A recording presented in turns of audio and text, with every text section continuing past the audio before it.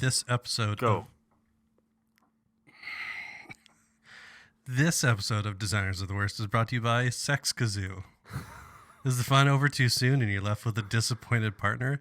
Next time while you're celebrating your O-face, give them an intimate concerto they'll never forget.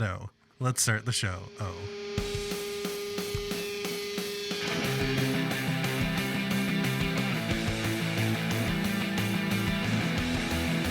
Needs more bass. Bass? Bass? It's so long. I know. No, it's not.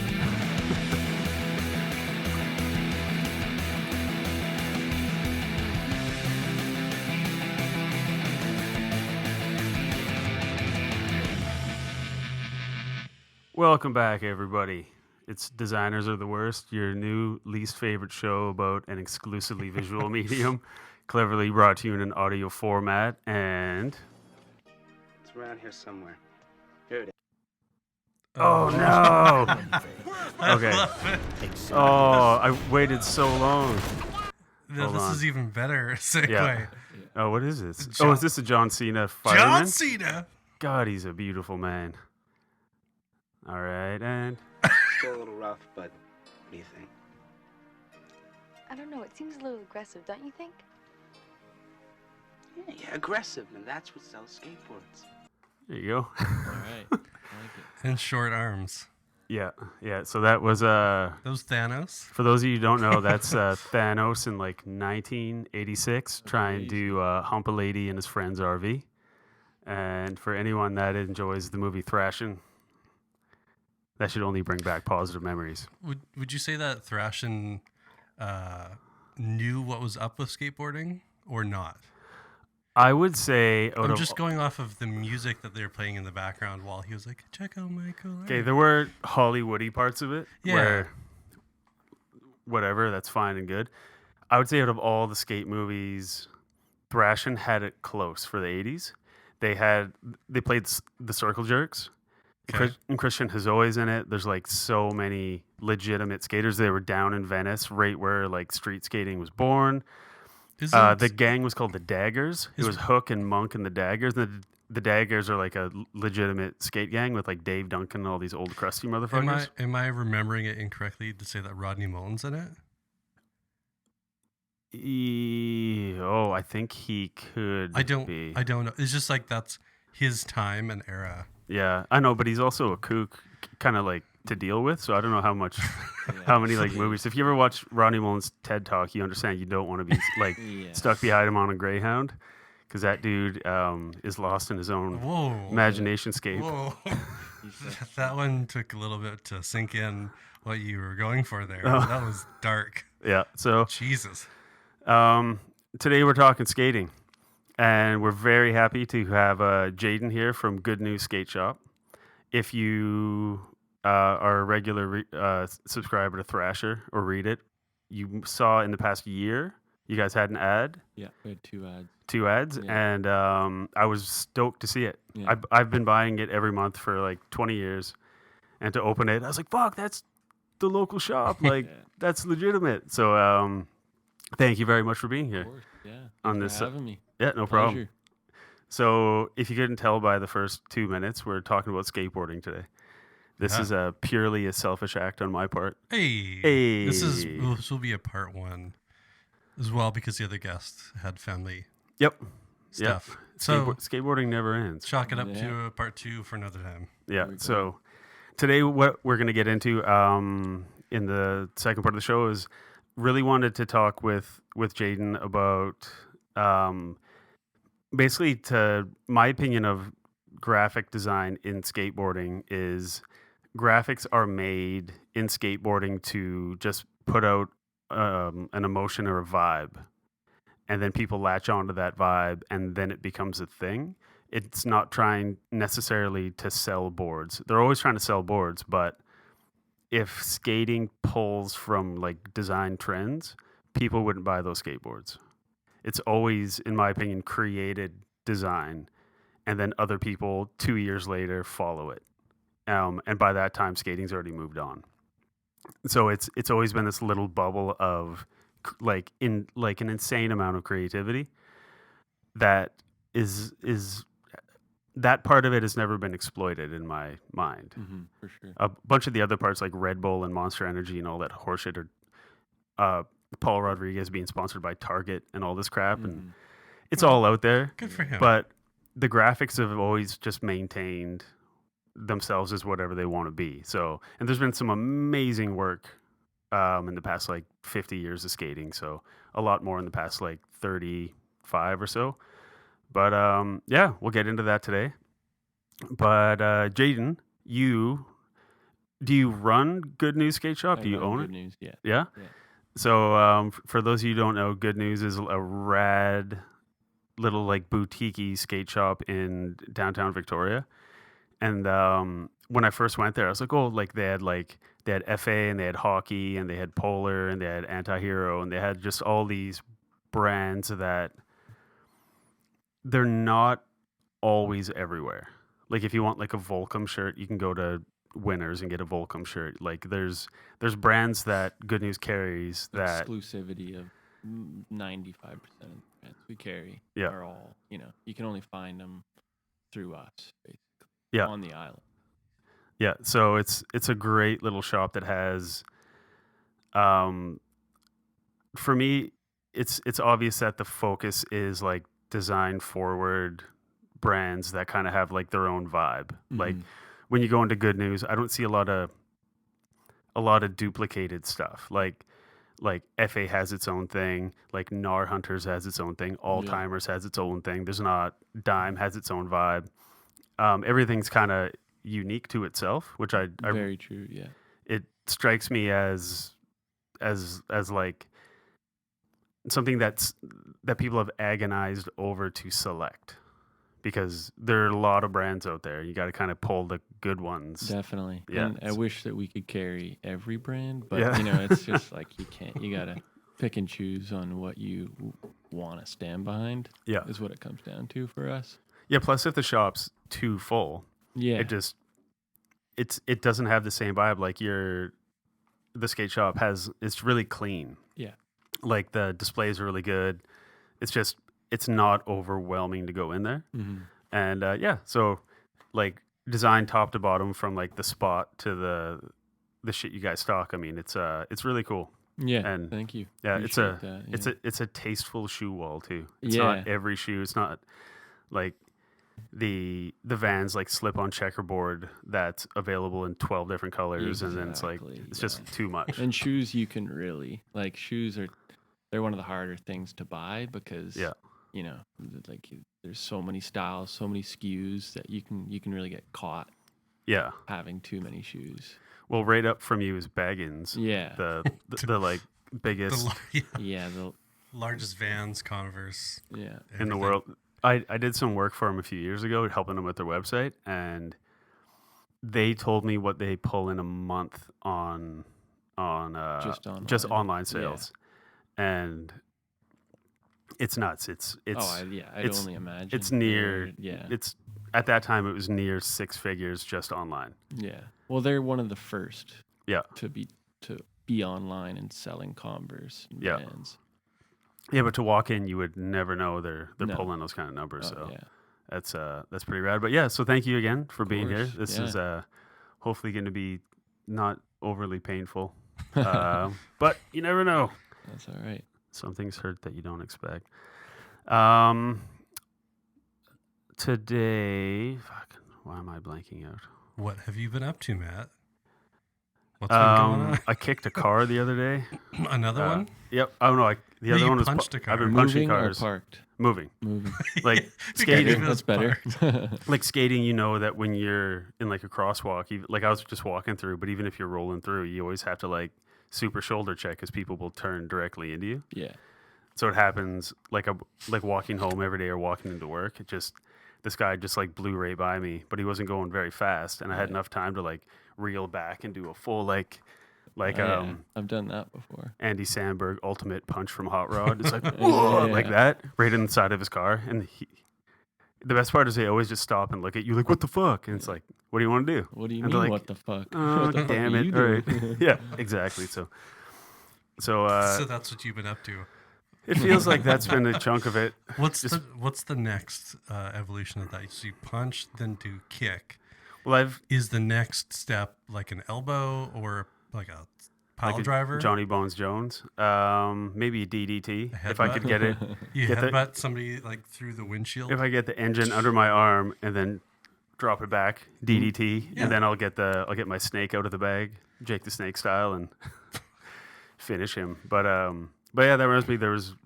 I was by the kind of downtown a few years ago, and the guy almost completely smacked me on like I was like skating through the crosswalk, and I was just in no mood for it. So like I'd like fully had to jump off my board, and like he just like flew right by me in a van, and then he like slowed right down because there was a car there. I just ran up, started smashing the side of his van with my board. But it's just the wheels. Like it's not going to do a shitload. Like I wasn't hitting it with like the. I'd also love to The see axle it. I mean, Right. it can if you want it to. Yeah. But, Oh you yeah. know, you're not yeah. trying You just you turn it like that, and you're doing Yeah, damage, or else exactly. you're hitting it with rubber Quality balls. control. Yeah, it's loud though. Freaks them out. Yeah. So yeah, that's been a lot of my time lately. Just being angry at things that are moving in front of me. How many vehicles have you hit with your skateboard over your career? I've been hit and then hit a vehicle, but I haven't just hit one out of nowhere. I mean, Ooh, yeah. well, you got a lot to learn, I guess. Oh, I guess, yeah. I'm still he's young. here. Fuck it. You got a lot of good years left in you. Yeah. But you always have to judge, like, is it like an Audi? Like, Yeah. I'm not going to do that because this dude's going to follow up. For sure. He's going to be choked. Is if it it's a just like BMW? Yep. I'm gonna die. but if it's like a Prius. Toyota, exactly, and the person looks like bewildered to be driving, like, oh, I can knock the shit out of this car, and they're only going to be more scared, but they'll just keep driving and driving poorly. So Yeah. you can't do it with like a luxury vehicle because those people care. They do. Yeah. In my younger days, there used to be a group of us. We'd hang out in Nanaimo and Uh-oh. That's bad news. It Yeah, is. That was me too. Grew up a chunk there. That's where I'm from. Oh no! Yeah. We should start the / I hate Nanaimo podcast because that place is rough. Yeah. So we'd hang out at was it Rutherford Mall? And now the one it's on the North hill. Nanaimo Town Center, which is the catchiest name you've ever heard, and it's So- not even the most northern mall. So that's the one with the big hill off the Yeah. front of it, right? So Let's go sledding down when there. the theater Yeah, see? opened up there, yeah, you could pop off the back of the seats from the theater. I don't know why I just jammed my foot in there and lifted up, and the whole like seat back came off. So we took those down the hill.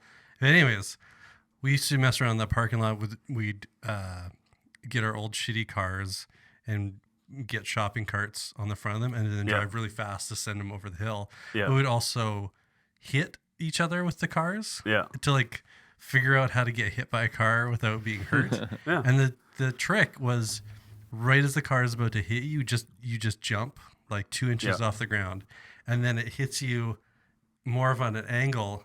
So instead of like hitting you directly and kind of like crumples you, if you're midair, it just spins you onto the hood and you just brace yourself and you just lay there.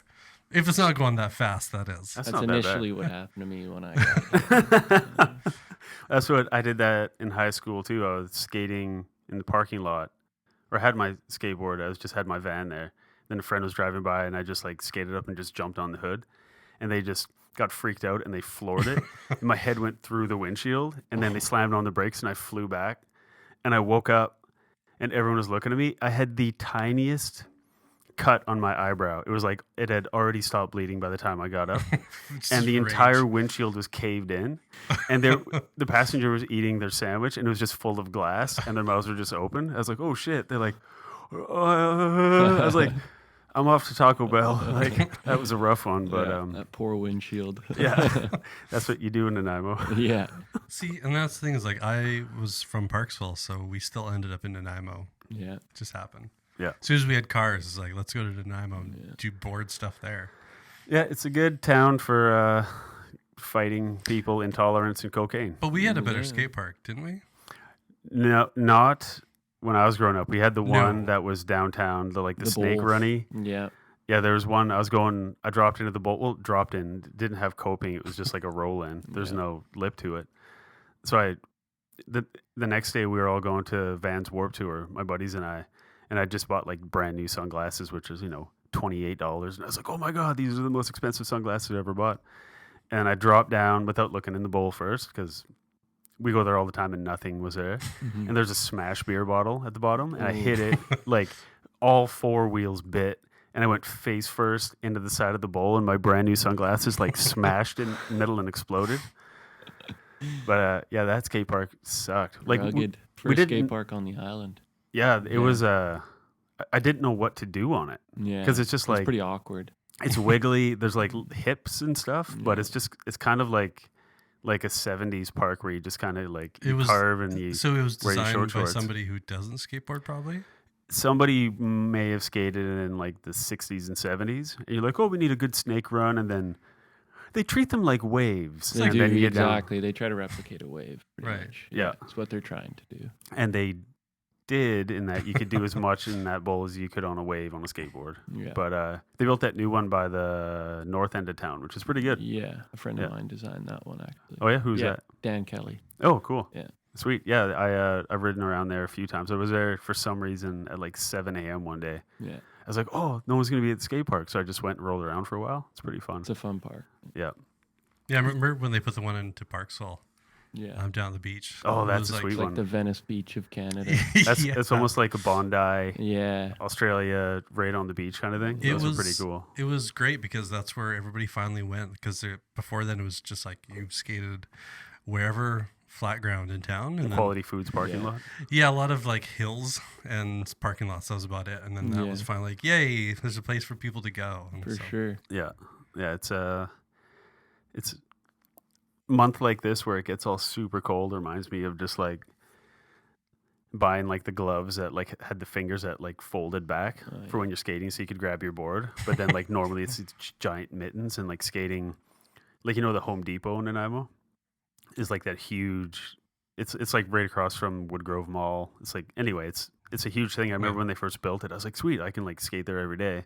And security would just like show up and just like drink their coffee. It was before cell phones, so no one was like looking at their phone. They're just like watching me skate, and I skated there for years. Yeah. But fuck, that place would get cold. Yeah. Yeah, and smooth though. So we have a few things to get into. Not all of these because there's way too many. One quick thing that I found, Jayden, do you know about Pantone colors? I do not. So okay, so when something's printed like this can, that pink, it has like a Pantone value. Okay. So say like it's sure, close enough. So we click on this one, it's 224C. That means the code is 224C means because it's a coded color, Okay. and there's uncoated, there's pastels, there's all kind of crap. So anyway, one of the biggest annoyances is developing a brand like Good News, and you put together all the collateral, logo files, all the colors and all that. But then when it translates to the screen, it looks completely different because there's Pantone and there's like CMYK, which is like another print. And then over here is like RGB, which is digital. So here, you could actually find on the Pantone site 1595. Sure, there's an orange, so you hit that. And then it converts it, Marcus probably like this, RGB, hexadecimal, CMYK.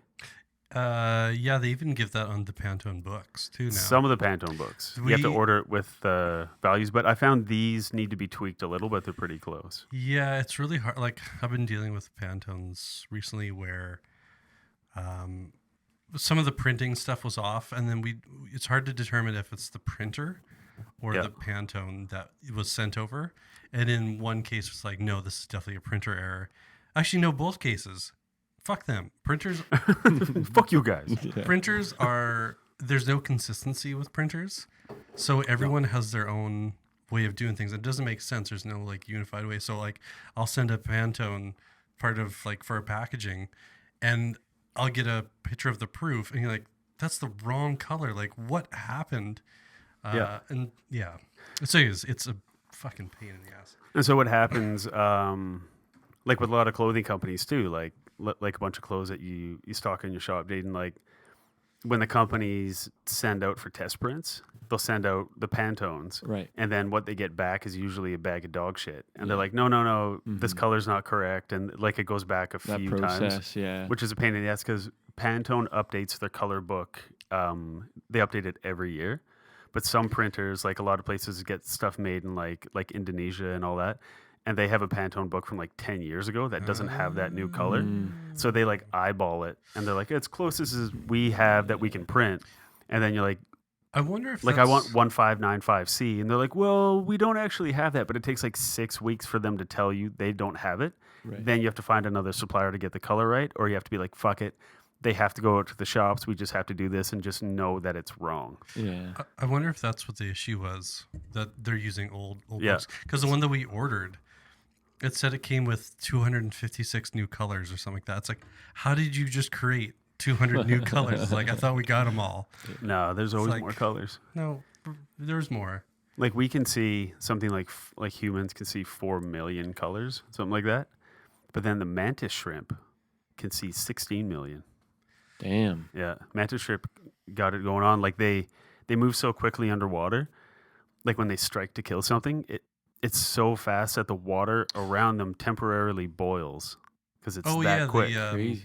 Yeah. The little snap that they create. It Yeah. creates this little pocket that's actually like boiling water. Yeah, And it kills things on contact. Like No it just way. like snaps at them and like they're dead. mantis shrimp It's amazing. don't fuck around. Just But it's cooks only- them. It it's only cooks the- them right then and there. Is it the one claw too? Yeah. Like they have just a big one and then like a little tiny one and that's it. It's really weird. It's Yeah. like Biggie Smalls. This is Biggie and this is Smalls. Yeah. The thing is though, it's like not only it's true they can see more, but they also see a different range. So Yeah, what we different perceive as spectrum. color is not how they. I was reading an article recently about how birds see color, and how it was like radically different even for them, and how they Yeah. can actually spot fruit and plant better than we can, Yeah. and like nests, and that's why it's easier for them to navigate. Yeah, but they don't have thumbs, so fuck them. They have thumbs on their feet. And tie your shoes, birds. They got wings. Yeah, Yeah. we So just have featherless wings. Totally useless. meat fingers, meat wings. So next thing I want to quickly get into, the Olympics are coming up next year. Skating's in it for the first time. Yep. What do you think about that? I think it's a great thing for skateboarding. A lot of people don't agree. A lot of people agree. It's been a topic lately. Yeah. It's been such a huge thing. But I mean, people have been competing in skateboarding for so long that Yeah. it's nice that it's on that extra level. Yeah. What events are in it? There's I'm- park, street, and vert. Yeah. I What's- believe kind of like an X Gamesy kind of thing. What's the Yeah. difference between park and street? And park is like a skate park, so there's transition, there's Yeah. rails, there's all kinds of, there's huge hips. It's basically I don't know like the Vans Park series, like Pedro Barros and, Yeah. and like Curran Oski. Cables and oh that guy's gnarly. Yeah, Oscar Rosenberg. Like watching those guys for the past couple of years in the live stream of the series, like Yeah. some of those dudes from France are bananas. Yeah. They're so good. So it's just a huge skate park, and it's kind of like the mix of vert and street, and it's Okay. all speed, and they get like 45-second run. Right then, what street? Street Street. would be like a handrail with a set of stairs and Okay. a flat ledge. Like street league. Right. Street inspired. You Yeah. know, they should really bring back freestyle skiing, where they are on like the flat grounds. Do you remember that? Skiing on flat ground? Yeah. So they'd be like on a really low. You know you're saying slope. skiing, right? Yeah. Okay. It was from I've the. never heard of this. Another vibe. You've never seen this? No. Oh, we have to take a break and look this up. Okay, we'll look during up the in- intermission. But it's If you're listening, look up freestyle, not ski I jumping. don't think it's like. It might not be called freestyle skiing, but it's like ski dancing? Yeah. So Okay. it's like Dressage? full size skis, poles, and everything, and they'll do like dances Is it and choreographed to like music and stuff? 100% yes. Damn. That They sounds- should bring that back. They should. That sounds like the most awkward thing. It sounds like Shaq, like salsa dancing. So do you think that the Olympics, like, what's the benefit of skateboarding being in the Olympics rather than just being, X Games and whatever other competitions? I think that it's quite beneficial for people that have kids now. They can kind of feel more confident in getting their kids into skateboarding. Hmm. Like before we've been considered punks and, Dirtbags. hopefully always will be. Yeah. But, there's got to be two sides to everything. So I think it's great for business in that sense that parents feel safe about, getting their kid involved and Right. strapping a helmet on them and Yeah, I guess it'd be different to say like, oh, this is my kid. They're a professional skateboarder. This is my kid, the Olympic athlete Yeah, skateboarder. exactly. The ski dancer. Yeah. It's like, Yeah, oh. exactly. But Ooh. what I think will, because I'm like after watching skating forever, there are some riders that they crave that competition. Yeah, Like a Najee Houston who's like bionic, for who sure. recently got some style, which is great because Mhm. before he was just like totally bionic and just by the book, but he's kind of older and getting his moves down now. Guys like that, they love it.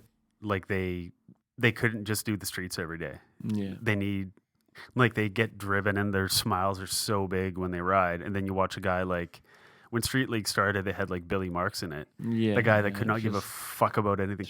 out Billy of the Marks left from field. It's from Blokes? in King of the Road. Oh, Him and Mike Sinclair, the big fat guy on Toy Machine, they would always fight. If you saw him, you recognize him. yeah. Anyway, that guy does not want to be in competitions, but he does want money for Coors Light. So he goes into Yeah, Street League exactly. and he's like, oh, just do like a triple flip and just Yeah. go home and take 10 grand. It's like, Yeah. but there are the people that crave the competition. I think the one of the longer term benefits that's going to come of it is you won't get kicked out as easily at a spot. For sure. I think people will be like, "Oh, I saw this in the Olympics. Like, can you do that like turn thing that guy did?" And be like, "Sure." Like backside 180. And the guy's like, Yeah. "Whoa, that's crazy!" Like, I think it's going to get people hyped about skating. For That's sure. going to allow for more skating. Then on the other side of the argument, there are people like, "Fuck it, you have to keep it core and whatever." It's like, Yeah. once you're wearing a Monster Energy sweatband on your wrist, like Chris Cole, like that's not core. No. That's getting paid. But then you look Nice. at a dude like Cole Wilson who's grinding up rails and hasn't showered in 11 months. Like Yeah. that dude will always be core, and that'll always exist. But the competition will always exist as well. It's like bubbles of skateboarding in Yeah. style too. yeah, Do you think like that- Rodney Mullen would have been in the Olympics and he would have won, and people would have loved him. Right. Do you think there'll be brands that will like distance themselves from it and be like, we'll never sponsor somebody who's in the Olympics to keep it punk? Oh, It would be tough. Probably. No, I don't. I wouldn't. So- I don't think so. So if for those listening, you're probably like, this is inside baseball fucking times 1,000. But I've been looking forward to this show since we started this show. So if like one of the most this is like a bad episode to start running a timer. yeah, if you started listening to this show at this show, just go back or forward one because this one's for me.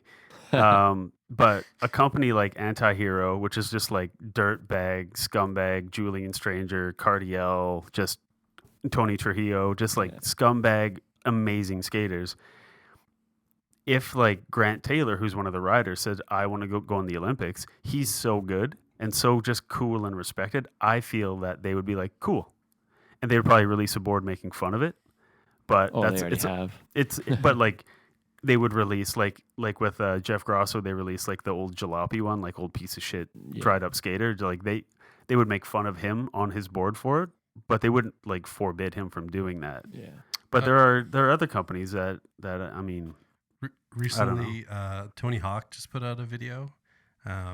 It was like his top 20 or top 30 tricks in order of difficulty. yeah. And he basically like does them all, as many as he can. And then like walks you through the steps of like slow-mo of like, this is what you have to do. And it'd be really interesting for somebody who's never skated to see in the Olympics to watch something like that. I go, shit, that's actually really hard to just pick up. Yeah. Instead of just like, oh, I can swing a racket or Mhm. throw on a pair of ski poles and There's go a lot for more it. Go dancing. technicality to it than as opposed Yeah. to, like, well, there's technicalities to every sport, but it's not like hockey where you're running drills and stuff. Skateboarding, you're kind of like, it's stuff you've done before and you have to do it in that time frame. So that's what Yeah. separates it from every other sport. You know what I mean? It's Mhm. And plus the entire time the board is actively trying to get out from under your feet. yeah. Like that's it. It's just like I'm trying to maintain this thing without grabbing it if I'm on street as much as I can, but it does not want to be under me, hmm and I'm fighting it. And it's super technical. But speaking of the Olympics, Yeah, I forgot. that's why I about brought it up. Paris released their 2024 logo. that. Is that the new Starbucks cup? That is the new Star Wars cup. No, And that's Star Wars, Starbucks. yeah, no, it was a fun joke. You can I enjoy see. that later. But this one explains that so the logo's like a circle. It has like a flame outlined inside of it, but that's also the hair of a woman that has her lips, and it's Marianne. I'm guessing. I was gonna say Marianne Antoinette. Wasn't it Marie Antoinette? Whatever. Anyway, I was reading the article, and Marianne embodies the revolutionary spirit of the game, and the first female Olympians was in Paris in the Olympics like forever ago.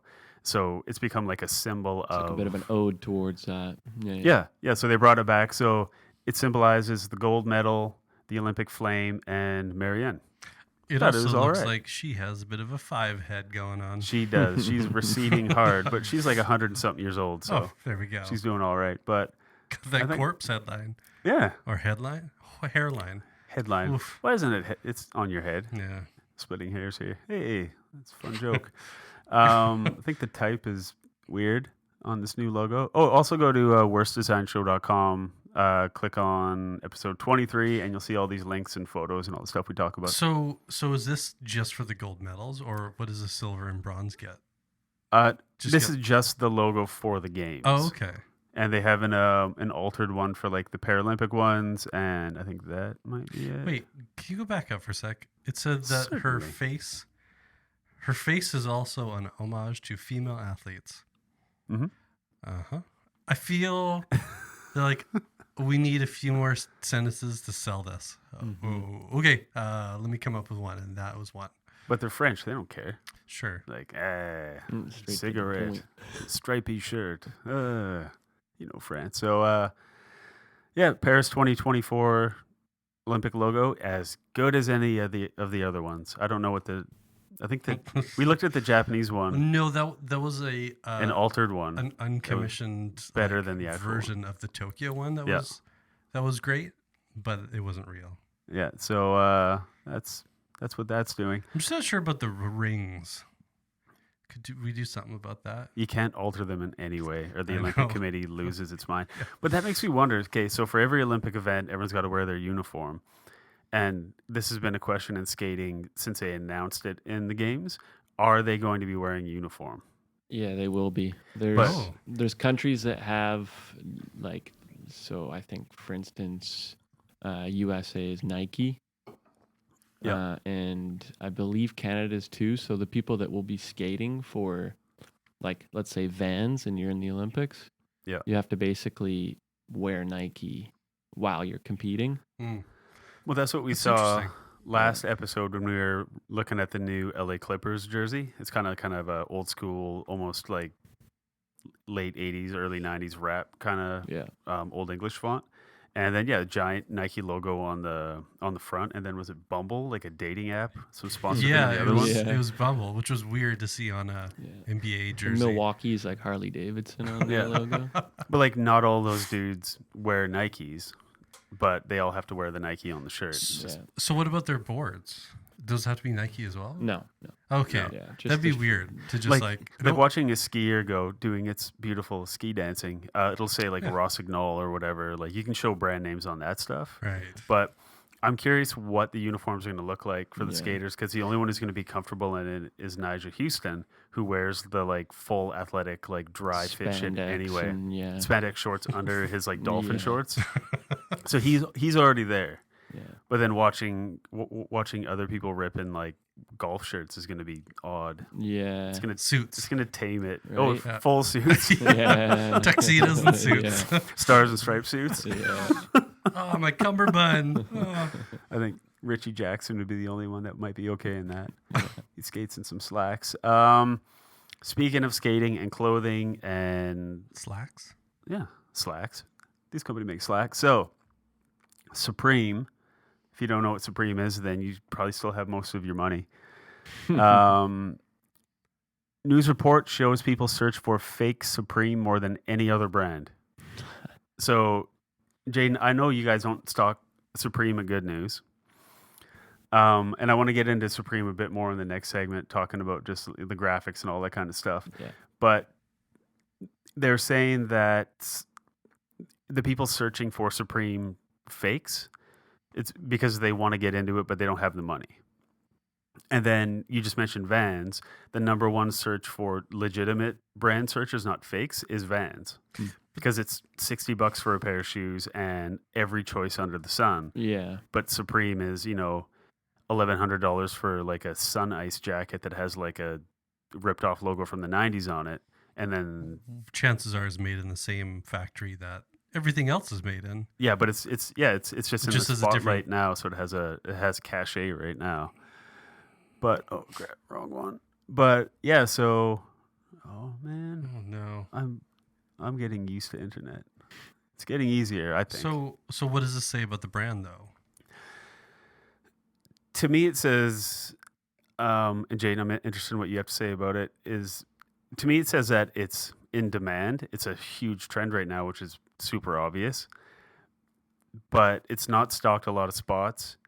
And people would rather be seen with that red bar logo on the shirt The box logo. Yeah. than buy it from the company. They would rather get it from anybody and be seen in it than get it from the actual. So like the thing with skating is people support the brands and support the shops to keep them afloat. Yeah. But Supreme 2 years ago was just valuated at over $1 billion. Yeah. So they're fine for the moment, but they're riding high right now. Who's their target market? It's Well, that's the thing. Like, it's just created its own yeah. target market. It's just like snowballed so much. It's of, target like- market is Instagram Yeah. for people to be Oof. like, "Boop, look at me, look at my hat. And it's like cool and all, but Do they have like a flagship product? Would it be like a T-shirt or something? Or? Yeah. Well, it's their original.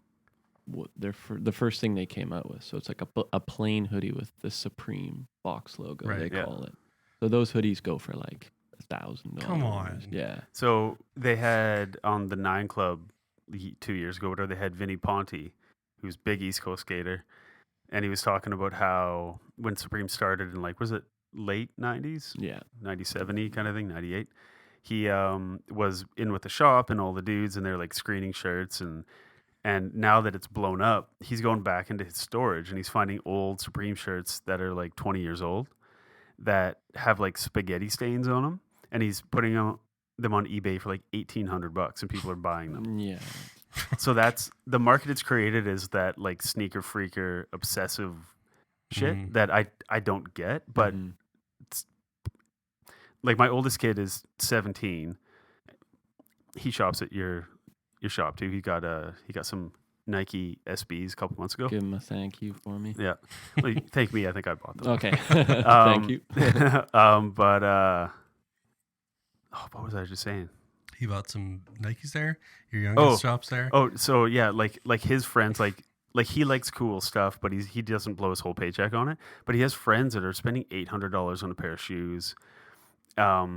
His buddy, they went into Good News and they bought a white dime hoodie. Went outside, went to the store. His friend bought like Orange Crush or something like that. Took like one sip, it dripped all the way down the front, and there's just this huge orange stain on this. Like, it's not a cheap hoodie No. because it's like a premium product, and Dime's like a cool thing, and Exclusive.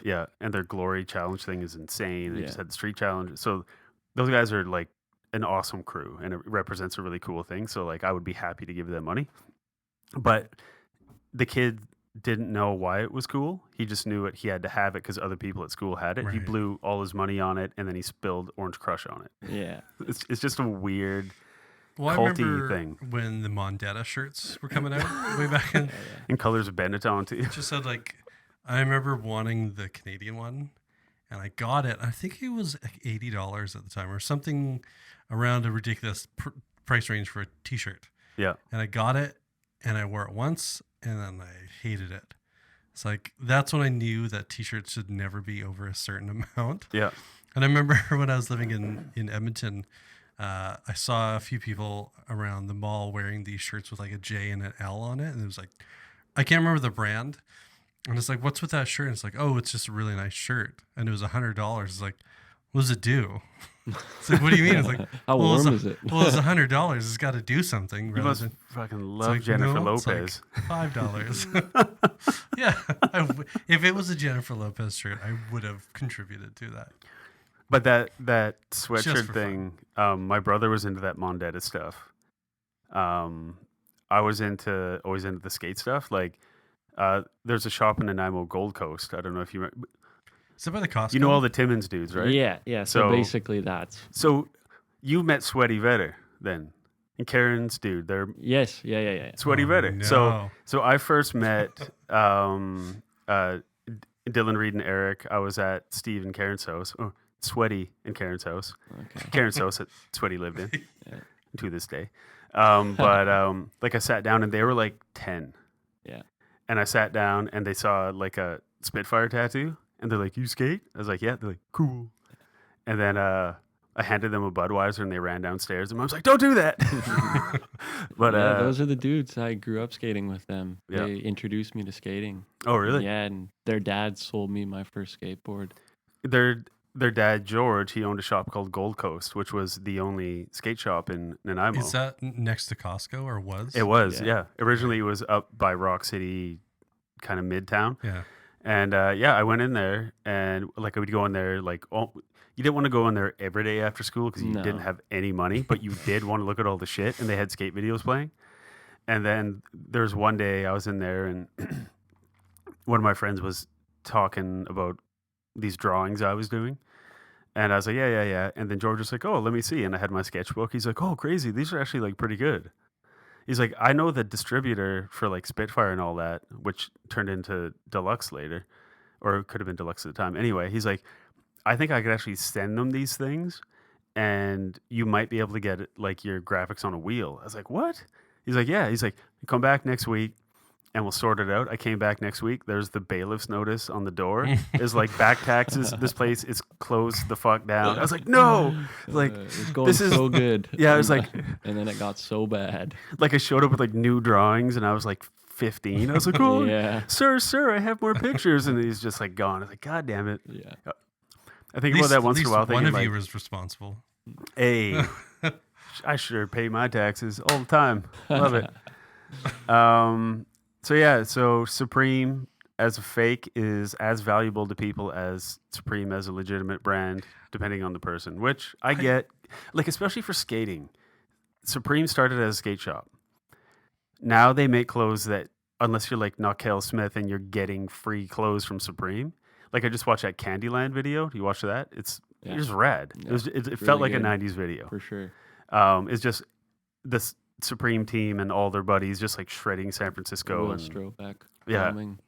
yeah, so they did that, but the clothes that they're skating in, nobody could afford to skate in them because if they wreck them, it's like that's like a $200 t-shirt. Yeah. I don't have $200 to. So it's kind of, it started off as like skater owned clothes. Now it's still skater owned clothes. Like if you go to their But- site right now, Yeah, It's all sold out. but what do you next see? season sold Yeah. out. Do you see people skating or do you see just people standing? You just see the clothes. You see the clothes. It's very minimal Yeah. site. Mm. But the stuff they do make like is really good. Like they'll do a Supreme shirt that's a collab with like Barrington Levy, which is like a reggae artist. None of these kids know who he is, Yeah, but you know what I mean? That's one thing I do like about that brand is this clothes they do make. The collabs are pretty cool. yeah. They're making a lot of stuff now. Like in that Candyland video, just all the new stuff I hadn't seen before that everyone's wearing. Yeah. They're making like 100 new pieces now. Like and they have a collaboration with like North Face, and they have like the Supreme like Nikes and all that. If you can find them, they're like Yeah. $1 billion, and yeah, it's Pretty much. it's just weird fetish culture now. But Yeah. yeah, they're a whole thing. Speaking of that, Kanye West released his Jesus clothing now that Marcus sent me earlier, and Jayden, I'd love your opinion on it because these are real. So there's one that has like an MS Paint version of Jesus' head that looks like Stone Cold Steve Austin would rip it in half and pour beer on. But it looks like he designed them all in Microsoft Word. He is straight up the ringleader Yeah. in the hype beast world. Oh, everyone will be wearing this shit Yeah, later. Like that 100%. Pablo and typeface that everybody Yeah. copied for 3 years after he did it. But But everything is so poorly It's awful. cut out. it is awful. That's what people will like about it. And it's Yeah. so weird that when I was looking at this, like, oh, thanks for telling me the RPMs of that LP that you put out. It's Of- 33 in case you forgot. It's on the clothing. Yeah, it's really weird. There's like chopped out apostles and But it's like really poorly photoshopped it's pieces. It's nasty shit. I think he's like fully like moved out of his house and moved into his own asshole because I'm positive he's making all these graphics. Oh, 150%. And that's why they look like Word or whatever, because I think he has like a very basic setup, very basic typefaces, and he's just like, I don't know, just waiting till God speaks to him to be like, I need a Stone Cold Steve Austin shirt for $60 that praises my name. But every article of clothing, it gets a pre-sale ticket access to an upcoming event. So it'll give you like access to buy a ticket to something, or you could just go on the internet and look for pre-sale codes. Yeah, it is. You know what's going to be? He's going to put a something called like Kanye Town. Yeah. And then you're going to get tickets for it. And then everybody's going to come by and he's like, here's some punch. Everybody take a drink. Put on your white We Nikes. did it. We're all Yeah. dead. It's But- like Jonestown 2.0. Straight up. Yeah. Yeah, if you check out shop.kanyewest.com and these socks look dirty. Well, I know. Yeah, that looks like It looks like a U sock. Is it 2 socks or is it 1? Oh, looks no, like it's a, just a socks. Pandora Street sock right there. Yeah, no, that is a Pandora Street condom. That is rough, tough stuff. But I guess he's a billionaire. Why does he have to be like, oh, just make weird stuff? I don't have to make like a penny off it. He was just on Jimmy Kimmel the other night. Came out and was just talking like God, God, God. Which, if that's your trip, cool, like whatever. But he's like, you know, if you're a billionaire, then he has a big smile. He's like, I'm a billionaire. And then he just keeps, I was like, dude, that just undercut your whole message of like love and all that. Is like, he was giving financial advice to a guy in the audience who just won $268 million in the lottery and was wearing like a Gucci coat. And Kanye's like, what you want to do is buy land. He was like speaking directly to the guy. And he's like, so sir, what do you think about this? He's like, it sounds like Kanye and I are going into business together, and laughs at it. And Kanye's like, no, we will own land together. I was like, holy shit. Like, dude, you have lost it. But he's fun to watch. Kinda. Now, You couldn't print that close to the hem. That's madness. is Good News going to be carrying this line? Exclusively? Only the socks. Nice. Yeah. Just the left foot. No, just like 4 or 5 hours at the Vic West skate park and then Yeah. nail them on the wall. $800. Yeah. So, Ooh, using nails, hey? oh, praise be. So, yeah, Kanye is sinking further into madness, and it's fun to look at. But still reaping the benefits of He's- his followers. Yes. Or his disciples. He's Disciples. making money off this stuff. Yeah. Yeah, yeah, which is, I guess, the whole point.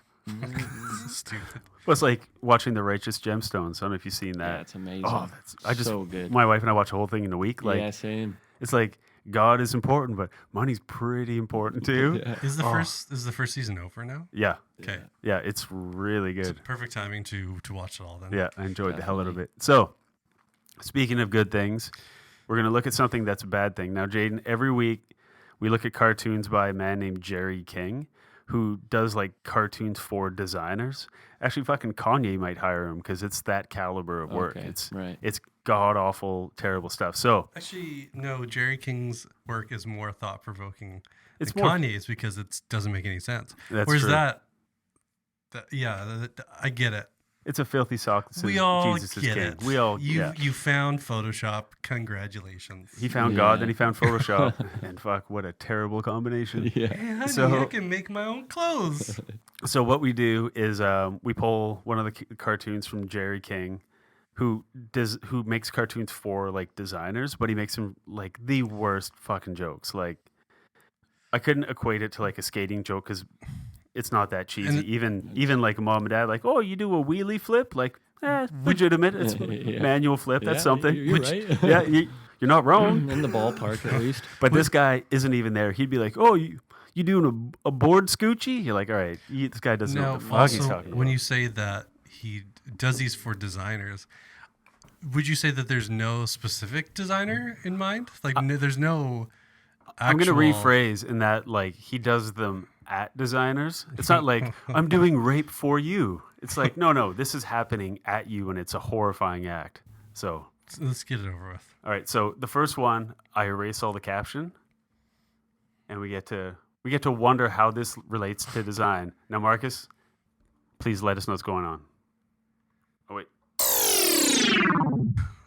If you're listening to this, you did it wrong, and there was a weird glitch. So That's clean up your act. That's a my bad Yep. situation here. Yeah. So we're gonna let Marcus paint the word picture. Then I'd love for Marcus and Jayden, if he's up to it, to guess what the fuck this has to do with design.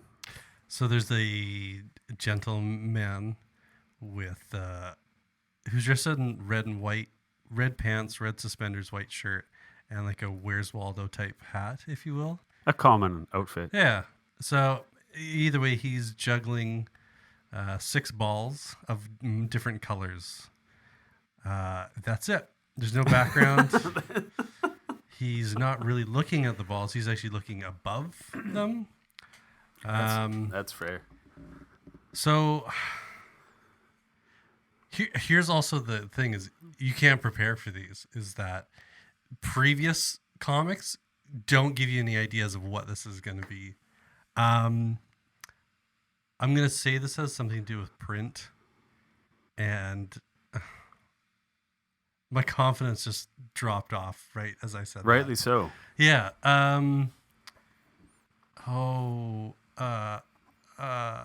It's an something about how many RGB values, or does he need, or CMYK? No, no. How many values of print liquid does he need? I can guarantee you've thought about this more than he did. I think it looks like the Olympics logo for 2013 or 2030. Yeah, it's in like where's Borat from? Kazakhstan. Hey, Kazakhstan. I'll say Uzbekistan. No, he hates Uzbekistan. Show me caption. Wait, what do you think, Jayden? What's he talking about? I have no clue. what That's this right, is. because it's so fucked. So, moment of truth, and the caption says, Marcus, please I always think it's print though. delight us. Brett's previous career prepared him to be a web designer. Excuse me. Jayden's face. What the This is why I do it. Makes me so happy to watch people hate it. Yeah. It kind So- of makes me angry. A bit. Yeah. So I thought I knew what it was, and then I thought a different thing. So my first instinct was he's trying to like coordinate colors in his hand, which was stupid. And then I thought, oh, has a lot of balls in the air, like a lot going on. Yeah, I get what they're going for, but it's not. It's so dumb. Yeah. This is not a. So stupid. So yeah, it's at King Cartoons on Twitter.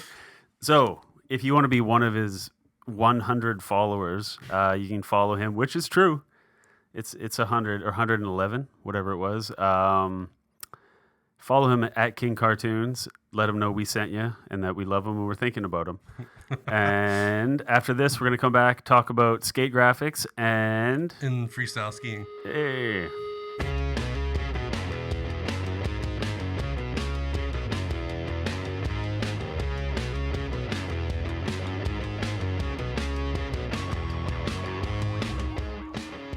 Frat parties and homecoming dances. They're just thrashers. They're all right. Thrashes, that sounds like vandals or juvenile delinquents. no. Troubled youth. No, thrashing. It's just an aggressive style of skating. You know, we thrash. Well, what do you thrash? What do you got? Oh, God. Welcome back, y'all. So how about that freestyle ski dance? He's doing karate. We're gonna, Hey. we're gonna take it up this winter. Well, We're yeah, gonna reach out to Warren Miller, R.I.P. During the break, we were watching was it freestyle dance skiing? I don't know Ski ballet was it called? if what the official name of it is, but it's either freestyle skiing or dance or ski ballet. So there was a Warren Miller video from the 80s. If you know Warren Miller, you know how neon everybody in his videos are. It's pretty fun. But there's one Asian guy wearing a black and white suit doing moves. Was and he Asian? He then? was. And then Warren Miller went, "Look, this one's doing karate." But instead of going hi-ya, he went hi-ya. He did like this additional sound. But they filmed that guy from far back. I think maybe in editing, they're like, let's pull back when I mentioned the karate thing. So it's not so blatant. Fuck. That was pretty good. So, skating and design. I have so many thoughts that there's no way we can do this in one show. Since this is a topic that my knowledge base stops at a certain point, Yeah. I'm gonna start it off with a little softball. All right.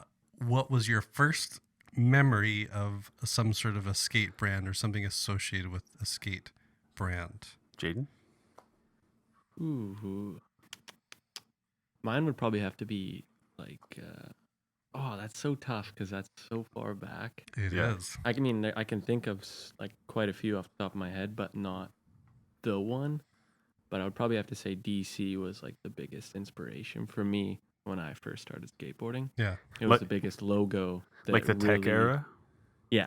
Yeah. Yeah. Yeah. They were pretty like, which is all the throwback stuff now that like late 90s, early 2000s, like the techie, sporty vibe, Yeah. which was a funky time in skateboarding.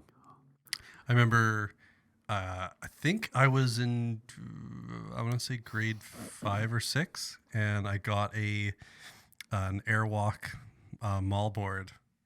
And Yeah. I remember the graphics on the board was like this gnarly, kind of like goblin melty face. But the best part was the sticker that came with it was the zebra guy, which they stopped using so long That was a ago. great logo. Yeah, and that was. I put that on my scooter instead. It was kind of like the skating equivalent of like the Air Jordan silhouette.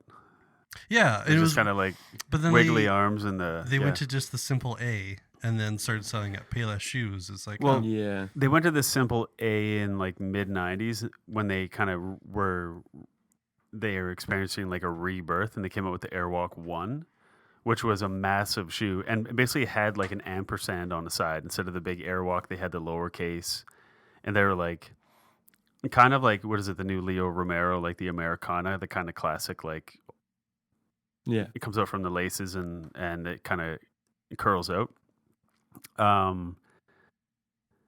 Yeah, Airwalk was. I had a lot of pairs of Airwalk. I like, think they're trying to make a comeback because they followed us on Instagram a couple days ago. yeah.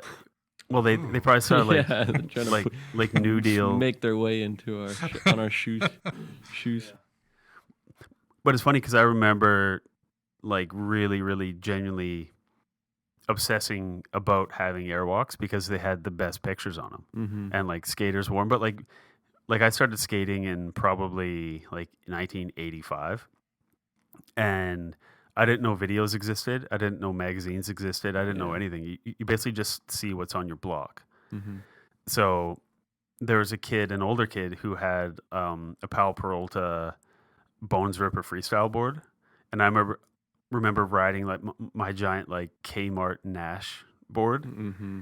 and being like, why am I half the size of that guy, but my board's 3 times bigger, and How he's does doing this make sense? he's doing way cooler shit than I can do because I had the big like bubble skid pad and all Yeah, that. We were yeah. like trying to make ramps, but my first real like concrete memory of a graphic was I think I was 5 or 6, and my brother got the Lance Mountain Caveman Surf, Yeah, classic. like one.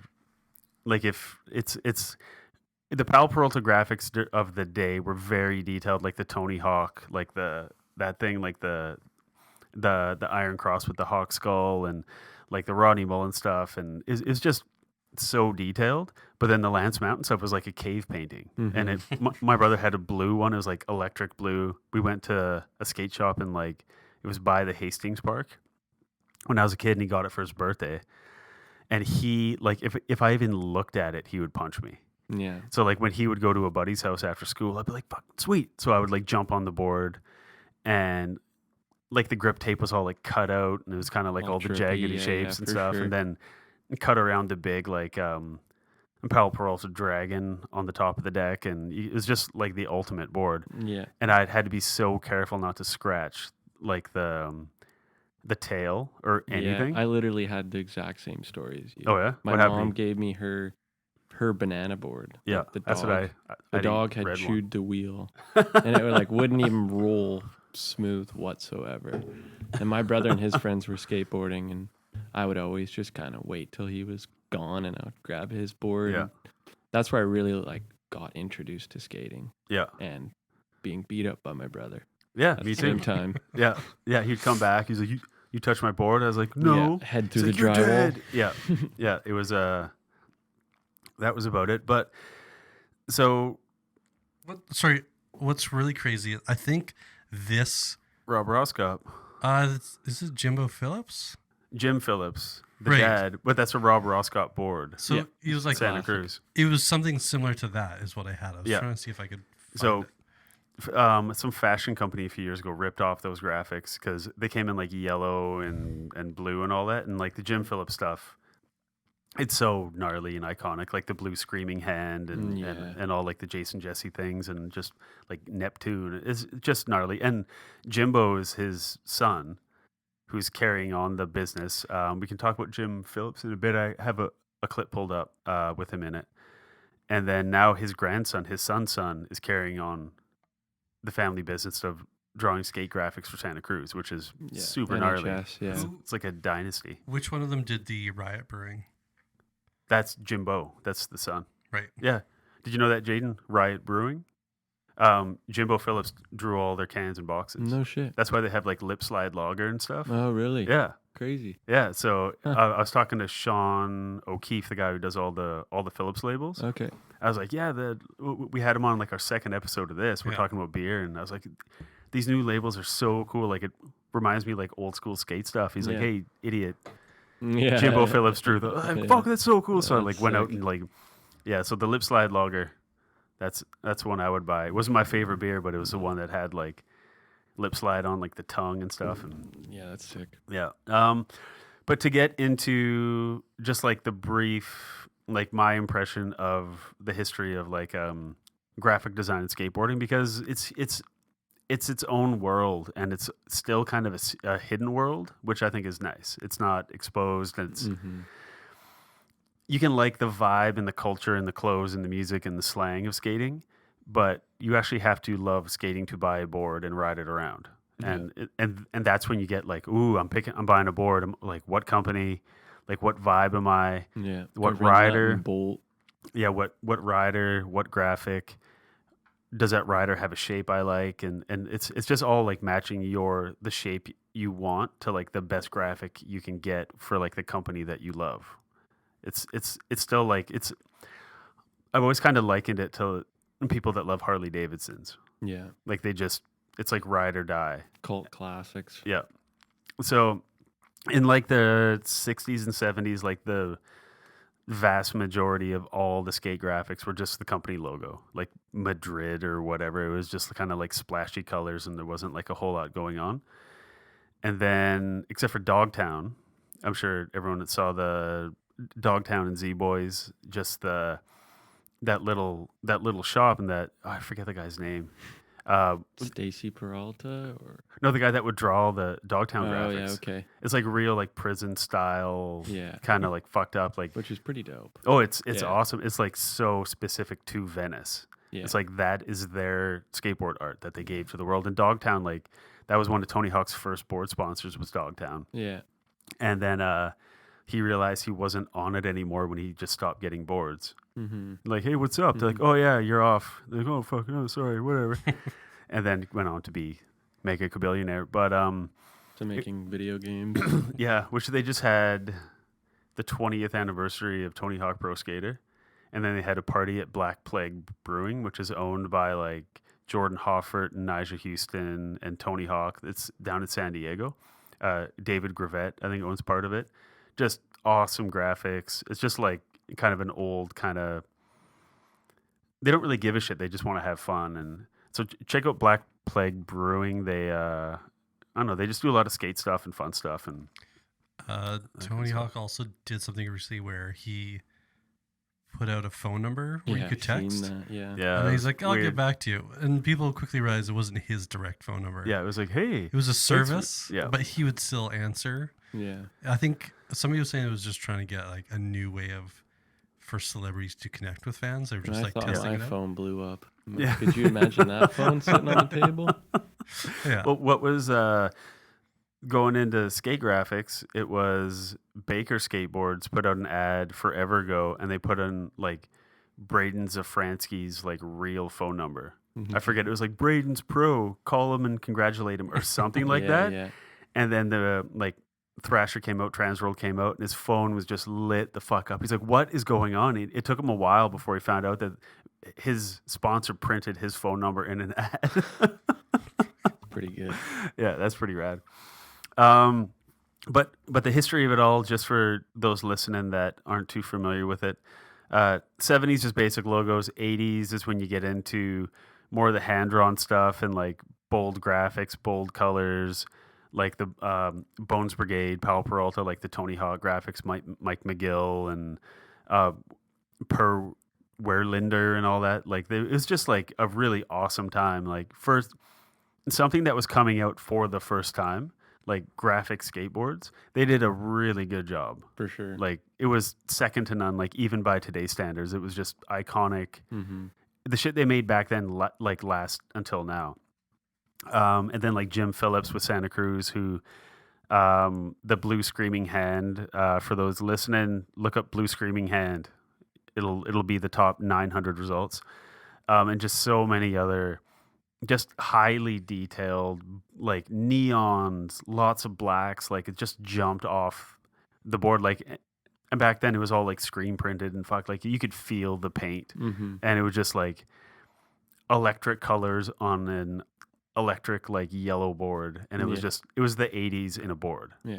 Like a teal blue with like hot flames and stuff. Yeah. You know, like it just pops so well. And it all worked. Like Yeah. like there weren't rules because they were doing it for the first time, so they did whatever they want. And it turns out they had good style. Totally. It was less like they're not like, even to this day, they're not willing to wear anything that looks all like whack and stupid. They're like, it's got to have good style because that's what skating's all about, and it comes down to the graphics too. Then in the 90s with like World Industries, for people listening, if you think of like Devil Boy and like Flame Boy and Wet Willie, like remember all those, Marcus? I don't. Like, Maybe the Flame Boy sounds really familiar. Yeah. What about Blind? Yes. Yeah, Yeah. Blind. Yeah, Yeah. the little The Skull Boy. Reaper guy. Yeah. So those were coming out in the 90s, and it was like super cartoony in the 90s. Like there was a lot of people drawing like the Smurfs all getting high or something. Like it was just a right. huge trend. Yeah. That was weird. It was every cartoon character that ever existed in one way or another, like smoking a bong or like smoking a blunt or doing. It was just all cartoon characters getting high. It was like in the 90s when everyone was wearing. Jane, I don't know if you're old enough to remember this because we're old as fuck. But when people would wear like shirts with like a huge Bugs Bunny on them, or like pants with like a giant like Tasmanian devil and shit, it was. I remember seeing clips of people. Oh god, wearing it was that terrible. stuff. But it was skating came out with all these old school cartoon graphics, Yeah. and then they put them on shirts and stuff, and they all got sued because none of it's licensed. Yeah. And then regular fashion was like, hey, instead of suing these guys, or fuck it, we'll keep suing them. Why don't we put our stuff on a shirt and it'll be cool? And it was. People wore it. But it started in skating with like Calvin and Hobbes like mainlining like heroin in like a back alley, and then all of a sudden like, hey, we should do Calvin and Hobbes shirts. But It's kind of like I wouldn't say it's the origin of some street fashion, but making the graphics not so nicely organized on an article of clothing was not done at that time. yeah. Yeah. And it was something what everybody wanted to see. Like nothing's funnier than seeing Calvin and Hobbes, ripping a bong hoot or something, It's just the dumbest stuff. Yeah. Like they're Calvin, they're not going to put that out, but a skate company will. Yeah, but like World Industries had this super famous graphic. It was the like long ways. It was like like a street in like a downtown city, and there's like cars and shit everywhere. And then they gave you a sticker pack that was all illustrated characters, like cops and hookers and skaters and like Flame Boy and all that. You could arrange them and stick them on your board however you want to make like your scene. Yeah. It was like gimmicky, but it was like fun. Well, like, Polar Skate Code just did that again. everything It's all resurfacing. everything old is new again. But like Yeah, Like Green Day. exactly. like one of my first pro boards I ever got. Oh, actually, the shirt I had a Keith Huffnagel board. It was a real board. Yeah.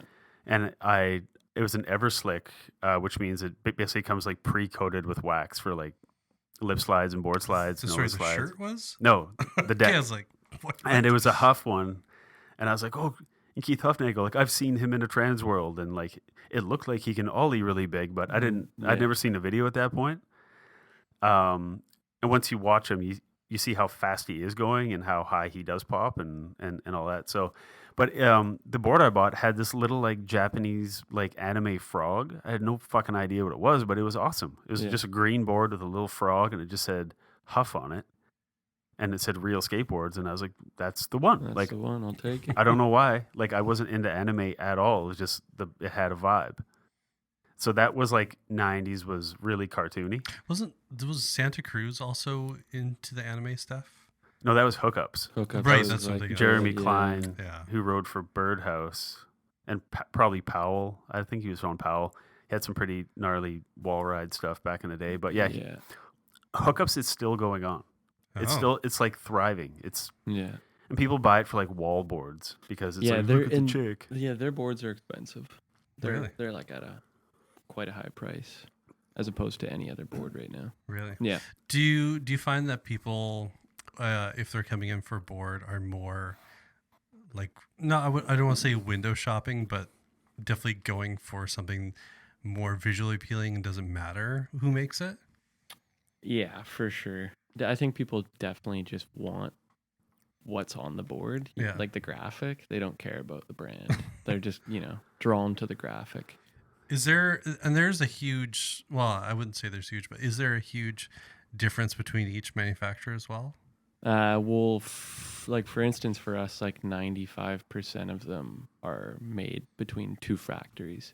Yeah. Both in Mexico. Really? Generator and PS sticks. You're all buying the same wood. It's just what picture do you want on it? Right. Yeah.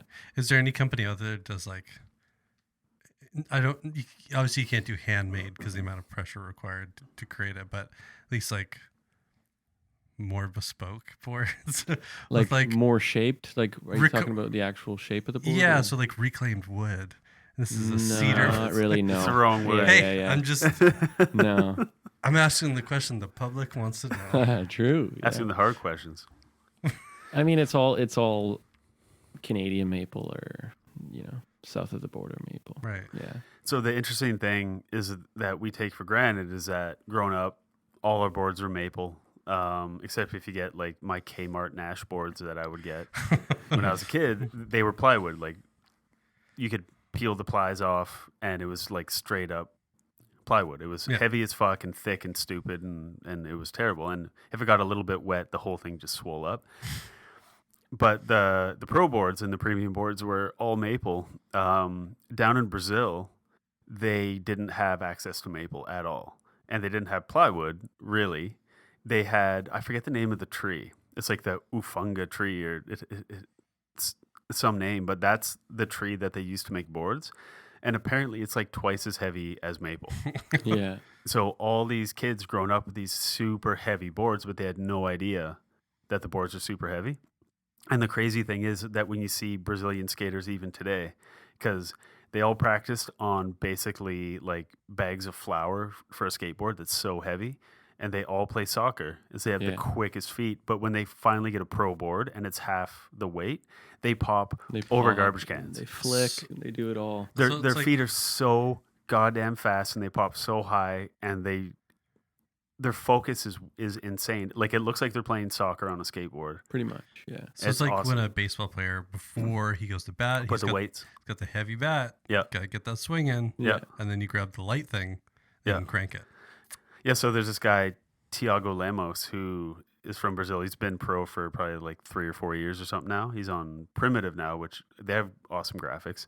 But yeah, he just jumps higher than everybody. He does like 4 foot high from the flat back tails on ledges, and he's like popping higher than anybody to do tricks on things that people can't get up to. Yeah, ledges that aren't even skated yet because Yeah. nobody can jump up to it. You wouldn't. He's just there jumping. Yeah, in his massive 1993 pants. Yeah. And his like DC throwbacks, he looks like a kook, kinda, but he's like fully thrown back. But his moves are gnarly. Mm-hmm. So that actually brings me to like late 90s, early 2000s skating. It got really techie, like you were saying, Jayden, like the DC stuff. Yeah.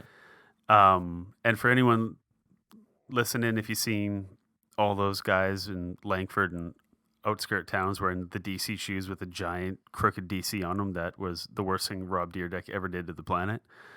But that company started off as a clothing company called Drawers Clothing. So Drawers Clothing started making shoes, and then Drawers Clothing got condensed to DC, and then the clothing went out of business. But it's made a comeback in the past like year or something. Yeah, it's definitely resurfacing for sure. Yeah, but then like even then, like their primary logo in true 90s fashion was just a ripoff. They stole the Doors logo, like the Jim Morrison Doors. Yeah. Doors, and like it all works. Mm-hmm. But yeah, it's interesting to see all that stuff come back, because like you remember like that late 90s, early 2000, like the techie DC stuff. Yeah. Do you have like a fondness for it? Like do you wear any of that now? No, absolutely not. Yeah, I have a fondness for it. I didn't wear it then. I sure as fucking ain't gonna wear it now. No. Because it's like balloon animal clothing. It's weird. It's like, why would you put this on anything? Oh. But like I lived through it and I didn't like it.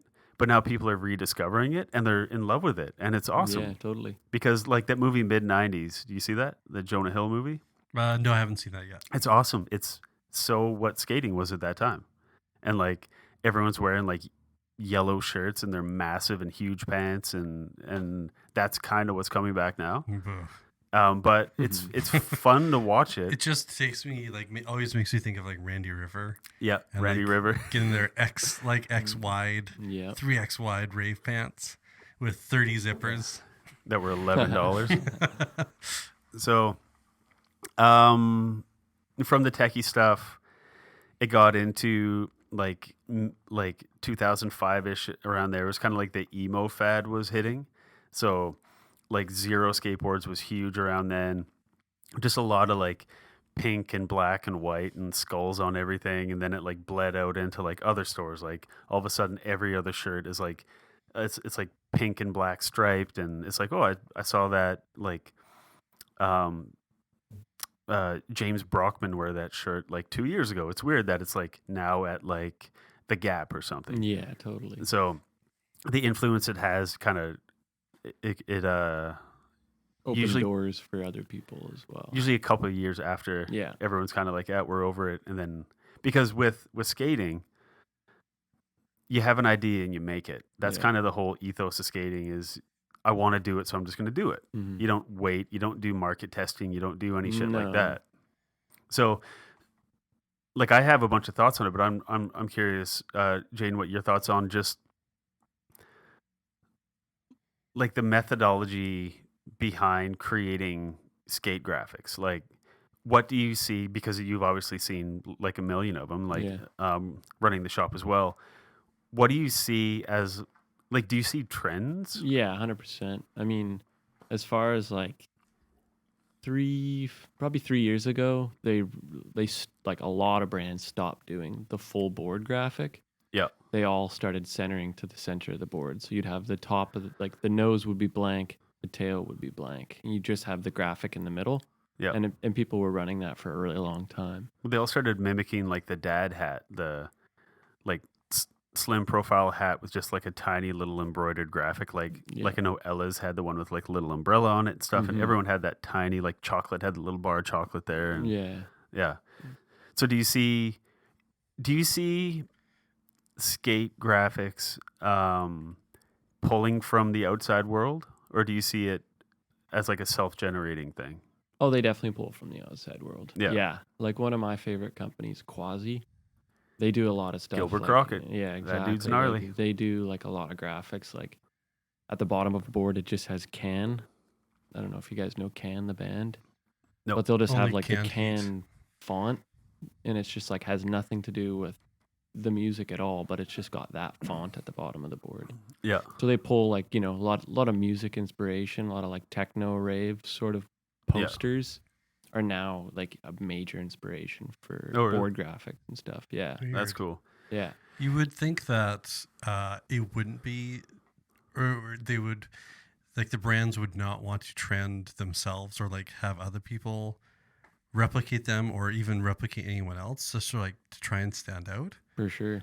Because it's so easy in like everything else that's out there that you'd think that it would still be that like one area where you could just be like, it's anything goes. It's going to be cool no matter what. Yeah.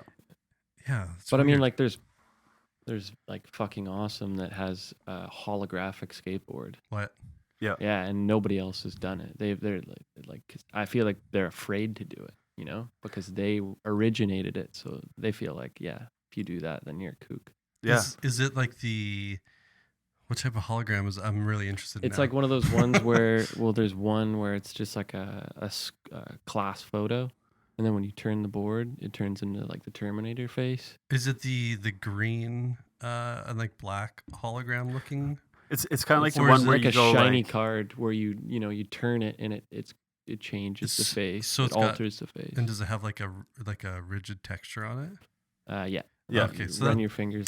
So that would be called a lenticular design. oh, thank you, lenticular. there we go. Hashtag Yeah. lenticular. I'm gonna be using that in my sales pitch. But it's when I saw FA made that board, I was like, that had to have been done in the 90s. Like the 90s did all kinds of dumb shit, and nobody did it. Yeah. And it just must be just such a cost to apply that to the board because you have to get it made by a third party, then bring it in, then like just adhere it to the deck and all that. And also like as soon as you start skating it, like have you skated one of them? Yeah. Does it affect like when you do like a lip slide? Does it? Yeah, it's slipperier Does for it? sure. Oh, it is. Yeah. Okay. It acts as a slick. Oh, that's pretty cool. Yeah. But so like with FA, all their pro riders, one of their first boards is they take one of their class photos when they were a kid, Mm-hmm. and it's just in the middle of the board, and it just says "fucking awesome" on the bottom. In Hulkamania font. Yeah, in which Jason Dale did that. I don't know, like 10 years ago, something like that. And he just started writing it on stuff, and then he started making hoodies, and then all of a sudden now it's a big thing. But with a company like FA that is so of the moment, they're kind of leading the way.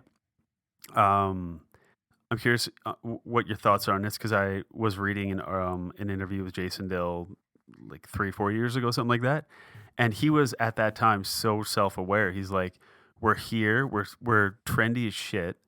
Everyone's gonna want our stuff, but I give us about a 6-year lifespan before we're gonna look at shutting the doors." So, what do you think about that? Where brands that are so on the edge of design, like they're leading design within their industry. Do you think that they can last, or do you think they're destined to burn out because you can't be that cool forever? Yeah, I mean it's hard to say. Like it's a hard graphic to stay timeless. You know what I mean? Yeah. Just the fact that it has "fucking" in the name of Yeah. the company is it makes it difficult. But Yeah. I think right now people love the rawness to it. That it's a company called "fucking awesome." Yeah. I mean, I could see it potentially not being as hot in the next couple of years. Yeah. For sure. So my thought on that, because they also, well, speaking of Quasi and speaking of fucking awesome, and then Hockey, another brand, these are all skaters that were on a company called Alien Workshop. And their videos, like Minefield and all that, they were super trippy and like so stylized and really doing stuff that nobody was doing. And then they shut down and all the riders had nowhere to go. So a bunch of them started their own companies, like Jason Dill and Van Engelen and Gilbert Crockett. And then their graphics are all super unorthodox. Mm-hmm. Like I see a lot of parallels between FA and Quasi kind of collagey stuff, just kind of like weird for the sake Yeah. of weird stuff. I think FA has a bit more grit to it, Mm-hmm. but it's funny how, like, when I was a kid, I didn't realize how much the graphics played into a rider's choice to ride for a team. Yeah, for sure. Yeah, so like I was just reading in the last month's Thrasher, had the Toy Machine video came out, and they're interviewing all the riders, and uh, this was like the third time in the magazine I read that in that one issue. They're asking Jeremy Liabris, who's super gnarly, um, what are the 3 reasons that you're proud to ride for Toy Machine? Number 1, he said best graphics, and second best team and best trips. But graphics were number 1 in choosing a team. So It's not about benefits or vacation days. skaters don't get medical in No. the States. Everyone's on their own. Like, unless you're with Red Bull and you go to their big medical center or whatever. Yeah. But what do you guys think about skating? Like, people call it a sport and whatever. But do you think an NFL player would pick a team based on the logo? No. Raiders all the time. Raiders, yes. If you like punching women or Oh, wait. Oh. and parking attendants or windshields, yeah, you're going to be a Raiders fan. But would it factor in? Like, Jayden, you say no. Why do you think that? I just don't think they're given the opportunity to pick and choose. Yeah. Yeah. Yeah, I think they also don't have a say in anything that organization does. Yeah. No. They'll never have a say. If the team rebrands, they don't give a fuck what Chad Ochocinco thinks about it. It's Yeah, like, exactly. dude, New Jersey, put it on. It's like, They "All right." make it cool Yeah, by how, their quality of playing. yeah. Like, they make the logos cool. I think. I don't know. I think. Yeah, there are, like, we did an episode, I don't know, like 7 ago or something, where we reviewed all the NBA logos, like, up close, and they're terrible. Yeah. But on the jersey, like, running by, it looks great because the Yeah. player looks good. But objectively, the graphics are terrible. Totally. Especially the Celtics. Yeah. Like all the letters are hand drawn, and like even though there's duplicates of the same letter, they didn't just like copy and paste it over. Like, Yeah, oh, let's just yeah. redraw it again. Yeah. With the boards themselves, do you see any like smaller independent graphic companies putting out good boards? Like, do you see there's a market for those smaller companies if they exist, or is it all like the bigger players? It's all, well, I mean, yeah, there's so many like companies now that are doing their own thing. You have like a company like 917, which basically Yep. rips off Everything a lot from of the the 90s. 80s and 90s stuff, Yeah, and So- that's Alex Olson, whose dad is Steve Olson, who was a pro skater in Yeah. the 70s and 80s. And yeah, he's eating the 90s alive for right sure. now. Yeah, Hmm. like just like redoing graphics and stuff. Right.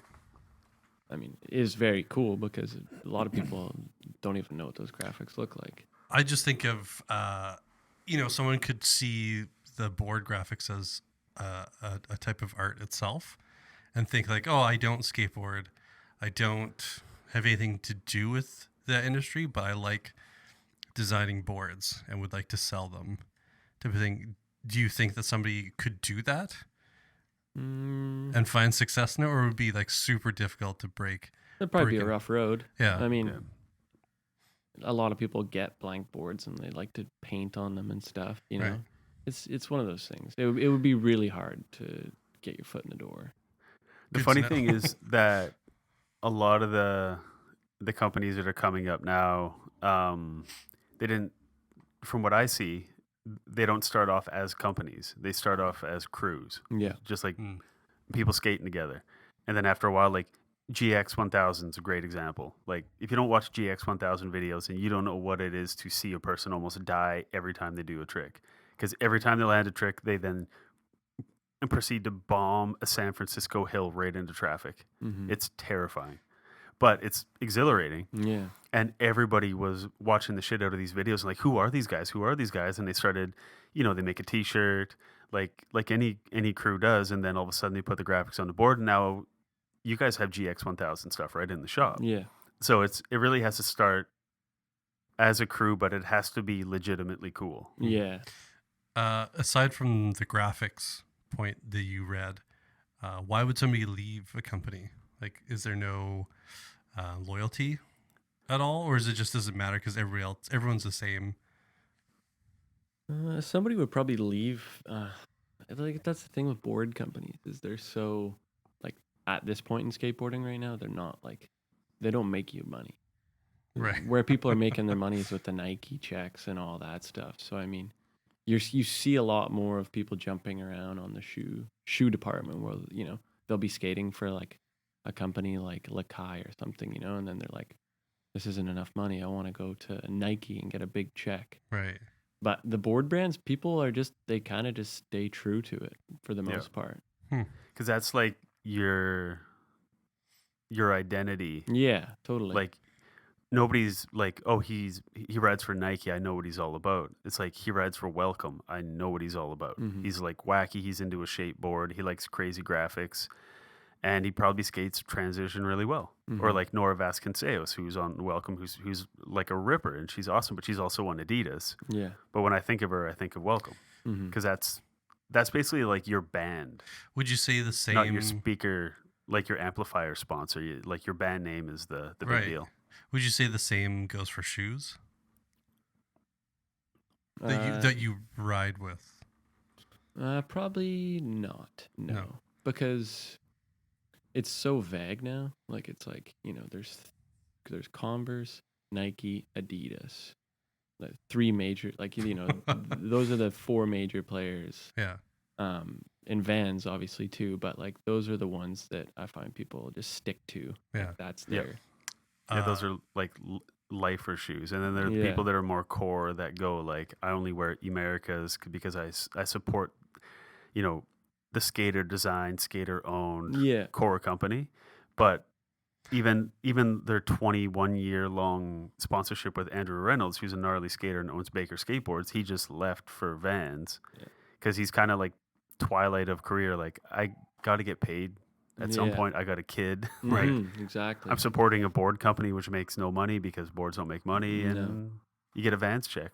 But then you also get to wear Vans. In high school, a friend of mine who was quite a decent skateboarder at the time, he loved his Osiris shoes. Yeah, and I think he's spent Jerry like Sue. $200 to $300 on them, and I was like, why would you spend that much on them? I just didn't get it. And one day, driving home, late at night, he fell asleep while driving and drove off the road into a river. And when he woke up, the water was rushing in. And his first thought was, "Fuck my shoes!" Like he didn't care about his car. He was just like, "No, my shoes." If only he could see into the future 10 years where nobody wants to wear Osiris. Yeah. So, Jayden, we were talking earlier about like Supreme and that whole thing. How have you seen streetwear design, like the prevalence of like the Supremes and all that of the world? How have you seen that change skating design, if at all? I would probably say like I don't know, I feel like a lot of companies have even tried to get into skating. Yeah. Like, you get like Gucci doing like skateboard ads and stuff, and like Louis Vuitton doing skateboard ads. So, I mean, in that sense, like, I think they're trying to get into it. Yeah. You know what I mean? But yeah, it's like Alex Olson owns a core skateboard company, and then he also owns a streetwear company. You know what I mean? Bianca? It's Bianca Chandon, yeah. Which is like, it's even more fancy than Supreme. Yeah. In its own way, you know what I mean? Like it's just like a shirt that says "lover" across it. Yeah, it's like $400. Yeah, and it's like sold out. It's like they're doing it both ways, I think. So do you see?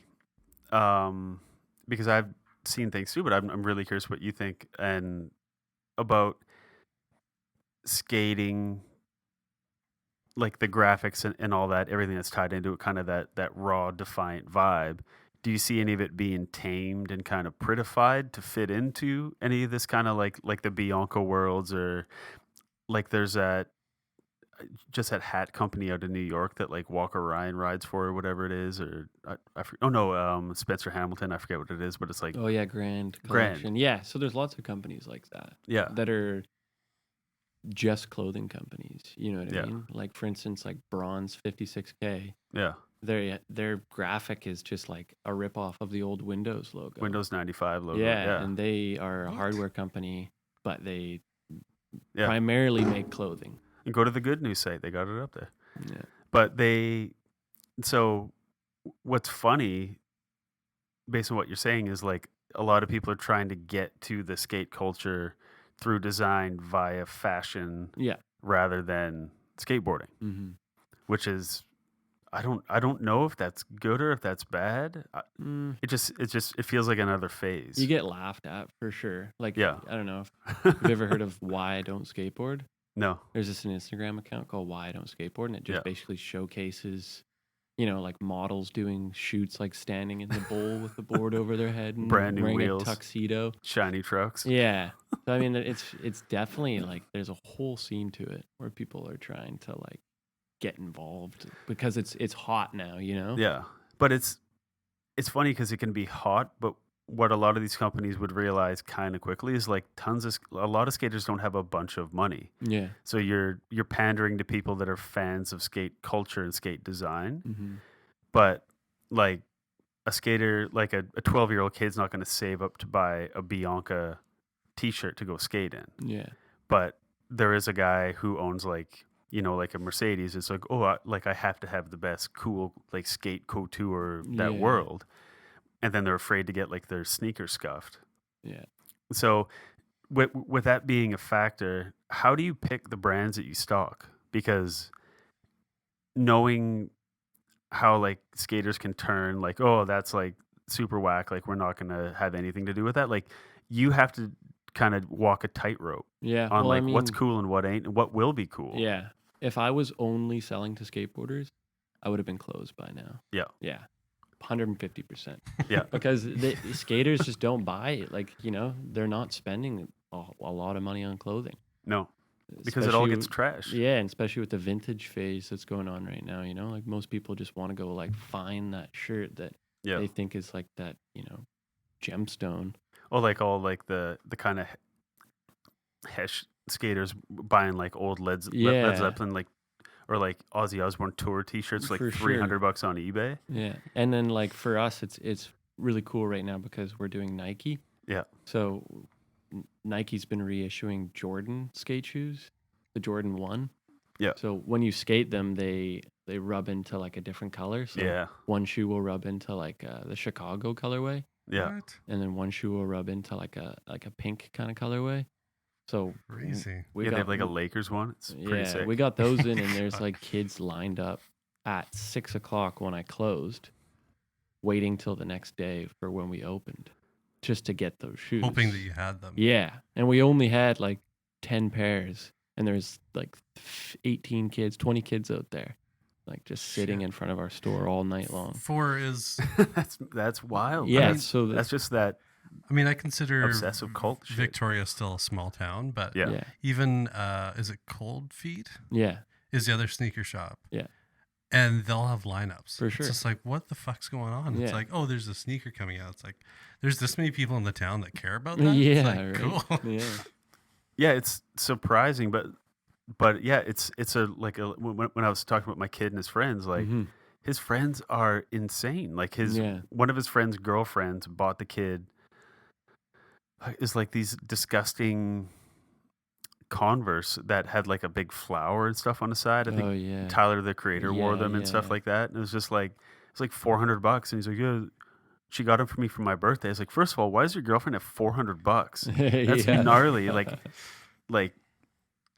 I've met that kid. He's not like he's just kind of a dud. He's not worth $400 for like a birthday present. I don't get $400 birthday presents. No. But second of all, like What is the need to have? Like, why? What is the need? It's almost like a craving for that. I think it's acceptance. Is if you Yeah. have those shoes, you're looked at as like cool, Right. But it's kind of like we had Brian Carr from Government Street Tattoo in last episode and talking about like kids jumping. Like I sound so old. I'm turning. What month is it? October. I'm turning 40 next month, so I get to start sounding officially old as hell, real goddamn soon.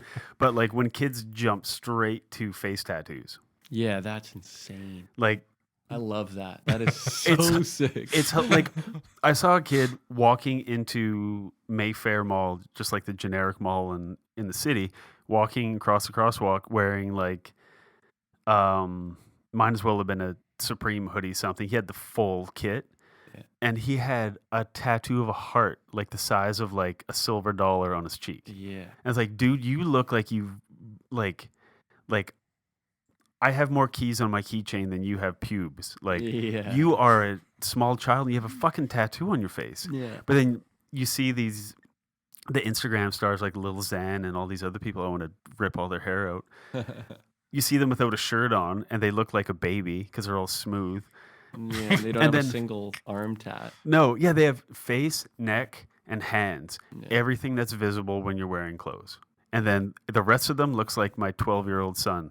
It's just like a smooth tube. Like there's Yeah. nothing to you, man. Like so It's pretty. It's definitely one of my favorite things out these days. well it's insane, but like do you as a shop runner with like a reputation to uphold, what's the line of like I'm bringing in design to satisfy these people more than skaters because I know based on what you're saying they have more money, Yeah. so you have to stay afloat. But at what point have you seen shops, here, there, everywhere, kind of sell themselves out to serve the crowd that doesn't skate? Yeah. I mean, there's a lot for instance, Carhartt is very big right now. Yeah. So a lot of shops will get in like the Carhartt whip, which is like the work in progress. Yeah, because we all want to Which- look like Action Bronson. Which is Exactly. weird because you can get that at The perfect man. Mark's work. Mark, warehouse. Mark's Yeah, warehouse. yeah. You go in there, you're like, oh, here's the uniform. Yeah. So basically, it's just You have any slimmer, overalls and a slimmer caramel? stuff. Yeah. Same stuff, but it's slimmer. Probably the same materials, but Well, it's like Dickies Yeah. forever, right? yeah. Now Dickies are one of the most popular pants you can sell. Yeah. And back when like I was moving furniture with my dad, like you buy Dickies. But They then I would also sturdy work pants. Yeah. Exactly. but the good thing about Dickies is you would buy them and then you would cut them to whatever length short you want. Mm-hmm. And they were like $20 pants. Yeah. But now they have a skate team. Mm-hmm. But they haven't changed Dickies. They're still Dickies from what I can see. For sure. They've stayed true to what they've been doing. They just resurfaced. And Yeah. Kanye wears it. Yeah. Yeah. So you said that if you just sold to skateboarders, you'd be out of business. Yeah. So who is then shopping at the store? Is it people who used to skateboard, or is it fashion? Yeah, it's people? it's people that used to skateboard, and probably like kids in high school. Yeah. A lot of dudes that used to skate, and a lot of people that just want like a mellow Nike shoe, Right. or you know what I mean? Because like it's so black and white, where there's like this crazy Nike running shoe, and then it's got this huge check on it. People don't want to wear that, so like we have a shoe that's got a mellow logo, and any average Joe kind of wants to wear that. Do you find a lot of customers will come in and say, or they want like a graphic tee, but they don't know where to get them these days. Mhm. It's like, oh, I'll probably go to a skate shop. That's where I'll find them. Yeah. Because most people just sell button-up shirts Yeah. and things like that. Yeah. So I find that like a lot of the brands are doing spoofy kind of graphic. Right. Yeah, for sure. Like a lot of like Dime just did a t-shirt where the graphic was like the Saturday Night Live Yeah. thing, so I feel like brands are using that to pull their interest. Yeah. They see that and they're like, oh, it's kind of looks like Saturday Night Live, but it says Dime. Makes me feel like I'm a dime or something. I don't know where the correlates, but Yeah. Yeah, it's weird. seemingly working. So in graphic design, like Marcus is a designer as well. Like if you straight up rip something else off, you're an asshole. Yeah. Like, but That's where tons I of get people confused. rip off other designers. But if you rip off established work, you're an asshole. If you rip off another designer and exploit their shit, then no, everyone's fine with it for some Yeah. reason. I've But- always hated that. But even just you were mentioning that bronze 56K, and I looked it up. I was like, how has Microsoft not Yeah. sent a lawsuit? It's like, this is a direct ripoff of our logo, Mm. and I don't understand why that's acceptable.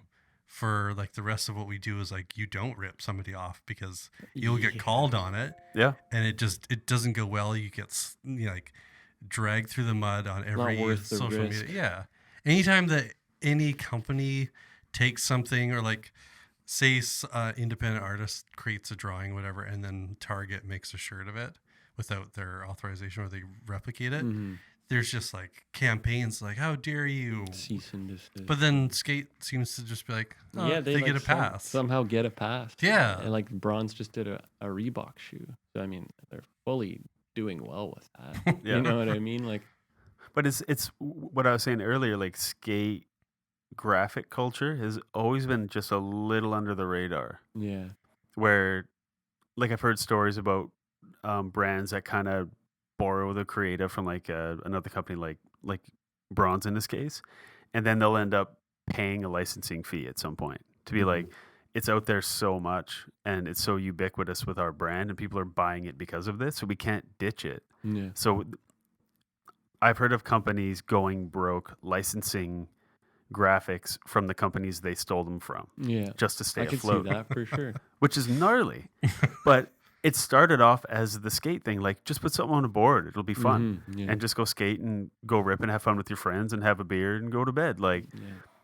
none of it was supposed to be a business, but when it catches on and people dig it and they want it on a shirt, and you're like, why would you say no to the money? And it's like, well, should we clear this with Bill Gates? It's like, Yeah. fuck it. He's probably installing toilets in Africa. He's busy. got enough money. It's like- yeah. Microsoft probably doesn't have a bunch of lawyers just waiting around to fuck with people. Like, Yeah. no, they for sure do. But it's funny. The thing that makes you famous is the thing that kills you because you can't sustain it because it was never really yours in the first place. Yeah. It wasn't original. So with that, like, how do you stay? This is my last question because I have an idea of an answer, but I don't even, it's just based on me being alive. It's there's really like no science to it. I just listened to the 9 Club. For those listening, if you like skating, 9 Club's a rad podcast. It has Chris Roberts and Raj and Kelly Hart and stuff. They interview skaters and people involved in the culture. It's good stuff. Anyway, they just had Neckface on, which is gnarly artist. Yeah. He's been huge for about 10 years. Did a bunch of work for Queens of Stone Age too. Oh, Oh, yeah? really? That's Yeah. That makes sense. Not the most recent album, but the previous one with the vampire on it. I think he did the cover of that. Not that one. If you saw Neckface's stuff, you'd see like, whoa, this dude is all into demons. Yeah, it's and like pretty satanic. it's like kinda looking. rudimentary. Who the fuck am I thinking of then? You thinking of Pusshead? I'll find it. It's the guy that did all the Metallica graphics. Anyway, so Neckface told a story about when he was world renowned at that point. He was just like a scumbag, just drawing in like a little hole in New York or Los Angeles at that time. And then he told a story about an artist, musical artist, that came to him and said, "We want you to do a cover for our new album." They said, "We're going to give you 20 grand." He said, "Fuck off." And they're like, it got all the way up to $70,000 for just a little square. They're like, just paint something, we'll give you 70 grand. And he said, no. He said, I don't like your music. And the 70 grand I make off you today, I'm going to lose all my money in all future work if I do this project. So that to me was super refreshing because it'd be hard to say no to 70 grand. And he said he was like broke as all hell. Yeah. And that would have saved him. But at that time, he's like, nope, there's more. There's something else coming. I'm not too worried about it. So how do you stay legitimately cool without going too far? Yeah, I think it's a fine line that you can't really cross. But Because it's your but you know when you livelihood. did. Yeah, well, I mean, it's your livelihood, right? Yeah. Like, it's everything you stand behind. So if like you don't like that music, then why the hell would you want to do a graphic for them? Yeah. Because then it makes you kind of seem associated with them.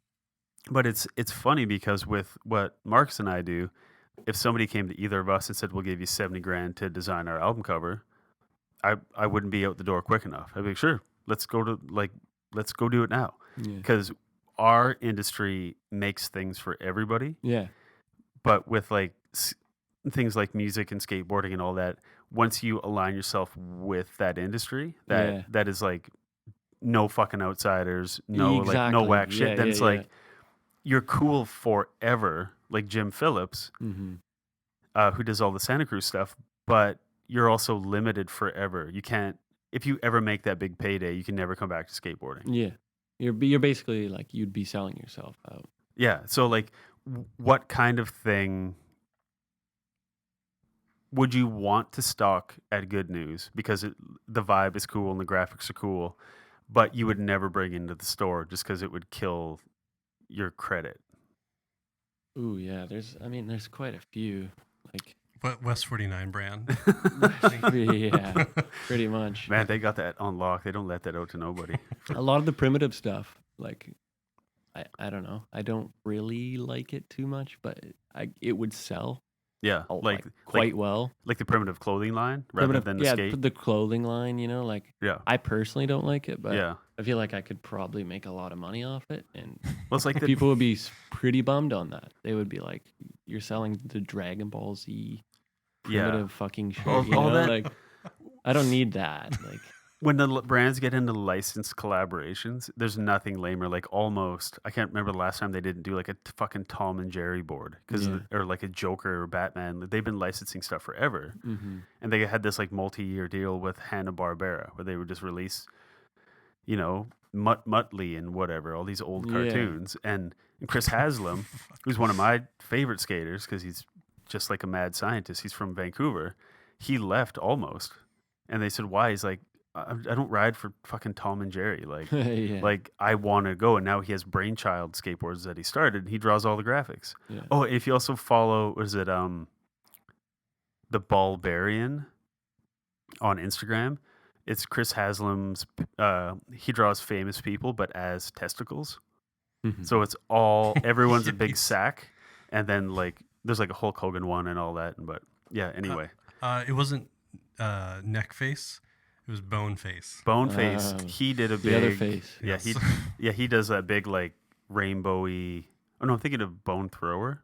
Oh Thinking of my Bone God. Thrower. No, Boneface did the album covers, the last two for Queens of Stone Age, That guy's gnarly. and a bunch of artwork for videos and stuff. Yeah. Anyways, So staying legitimate is that, I mean, that's got to be the goal Mhm. in a way, but then money's also a goal. And Yeah, eating it's food a fine and- line. You don't Yeah. want to go too far Yeah. over that line, or Then you guys also make some of your own graphics and your own stuff as well. yeah. Like, what do you consider?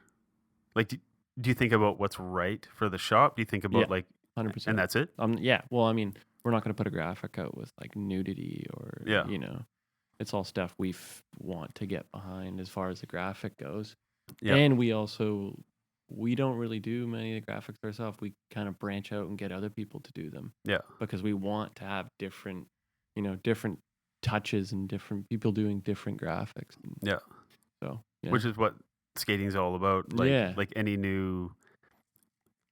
any board company is like, hey, look at our summer drop. It's all like guest artists. Yeah, It's totally. just like there's no rules, so it's just like let's get in as many takes on our vibe Mhm. as we can. So For sure. so how many companies, skate companies, or board design companies are created every year Oh my goodness. and dissolve? Because it sounds like there'd be no way to know. that's what I'm just. It sounds like a lot of skaters lot of will them. like, I hate these. I'm starting my own, or like I'm Straight up, yeah, that has been a thing like for the past 2-3 years, well, even longer. But right. it's just like there's so many people out there now being like, I think it'd be good to do a skateboard company. And it's like, where the fuck did you get that idea? Like, it's Yeah. I have But- like another person hitting me up every day, being like, check out my brand, and it's like, yeah, okay, like I'm all right, Yeah. I don't need it. Like that's Right. must do awesome in like cam loops. Exactly. But that's not like we're not going to be your exclusive distributor because we got people in our backyard. If we're going to help Exactly. anybody, For we're going sure. to deal with that Yeah, because you want to 100%. support your local scene. Exactly. But Why should I carry some brand from Edmonton or like Calgary? You Yeah. know what I mean? Like, Nothing against Edmonton or Calgary, but it's just it. Oh, it's all against Edmonton, Calgary. Yeah, fucking So cold as I know hell. I asked you this question last week or the week before, and it's specifically about Thrasher. Yep. And the question was in the veins of like with Thrasher still kind of being the OGs of everything, Yeah. but still they're mainstream in that you can get their Thrasher shirt at like H&M. And zoomies And and people wear it that have no association with skate. Yeah. And your thoughts on that? Well, I think it all like stems from one certain person in the industry wears it. You know, like I think it was Bieber that wore the Thrasher Bieber. shirt that Right. made Yeah. it go crazy. While he was learning to skate, Yeah. legitimately, like Lil Wayne. Except Lil They Wayne wear that did a shit. better job. Well, he's Lil Wayne still like skates. I back Lil Wayne. He's like actually sick. yeah, he has a warehouse with a skate park in it. In his house in Miami, Yeah. he built a skate park on the roof of his house.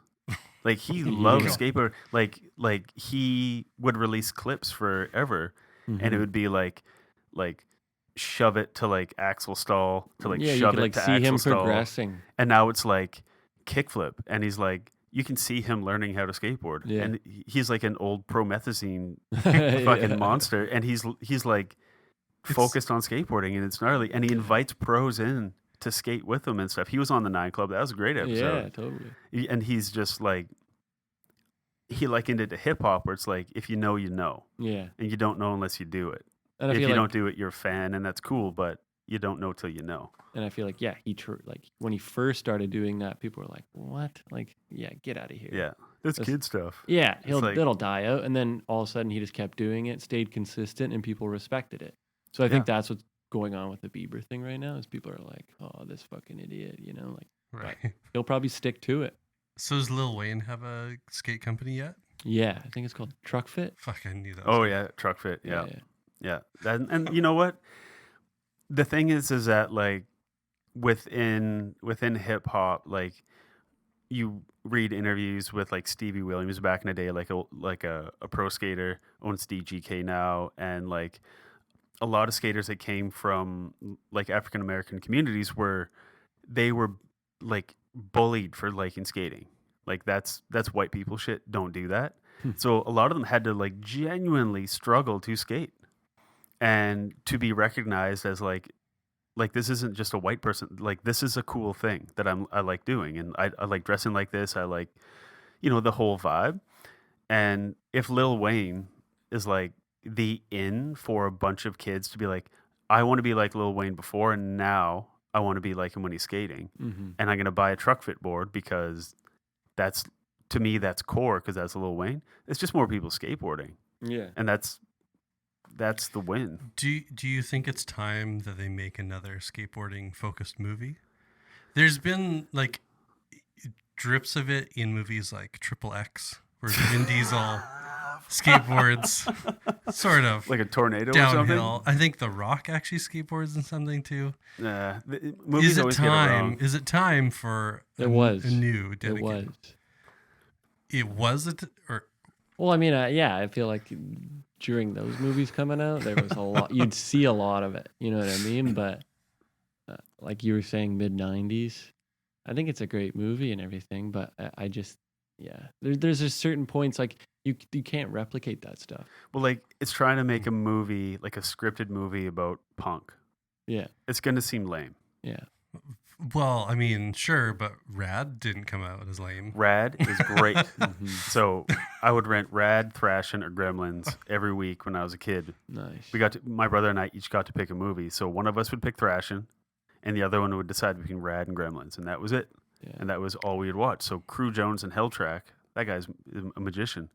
But the only skate movie I want to see, I have 2 movie pitches that I would hope would get made one day. First one is Thrashin' 2, where Corey Webster, who's Josh Brolin, but when I was 8, 7, he was Corey Webster. He was the greatest skateboarder in the world because he was in a movie skating. He was like bombing hills, and he did like the longest like board slide on a curb I'd ever seen. It was just like he just rode and just like flipped his board, and he actually learned how to skate for the movie too. It was cool.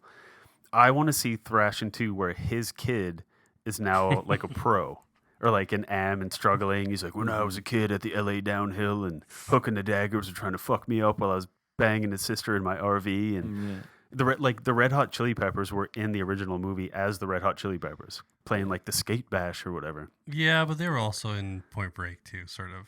That would be a waste of time. What about skateboarding video games? Do you play them? Have you played them? Oh, aside from like Tony I Hawk. lived in a skate house one time, and like probably 6 years ago, and that was when Skate 3 came out, and that was like we spent hours. That was and it. Hours and Right. hours. Rainy days, we'd be playing that.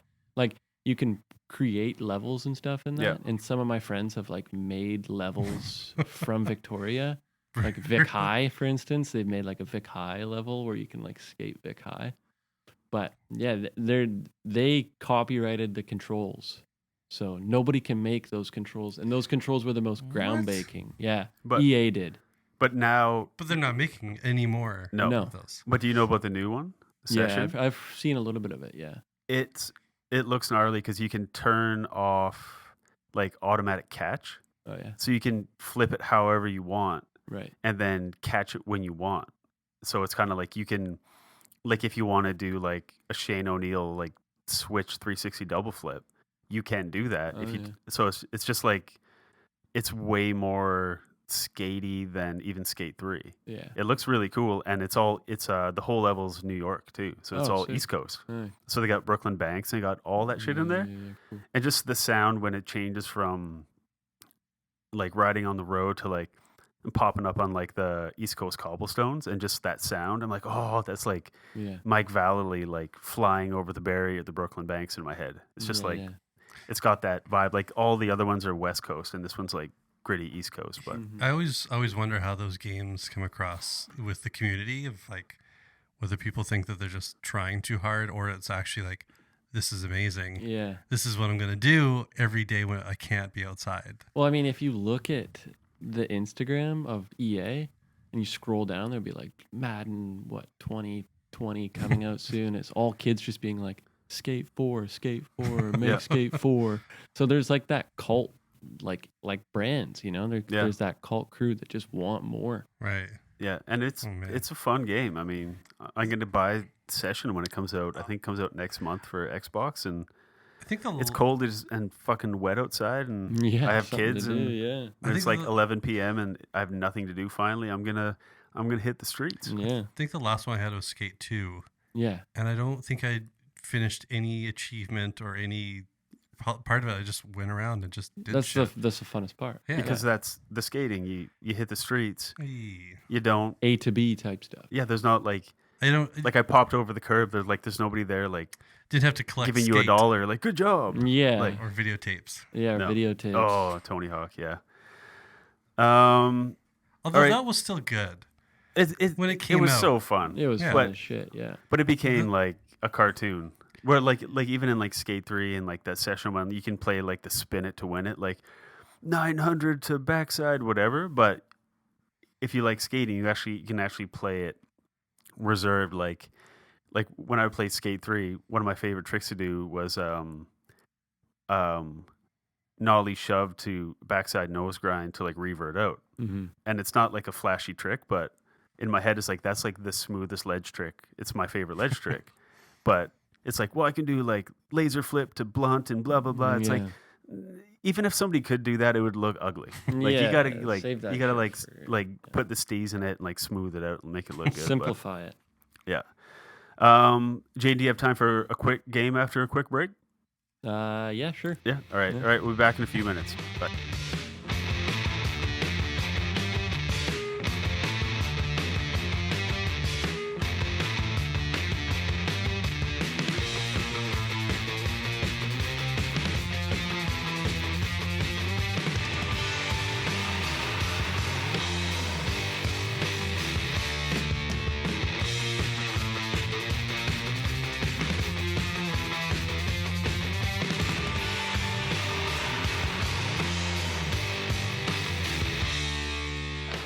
How'd you get back? Don't ask.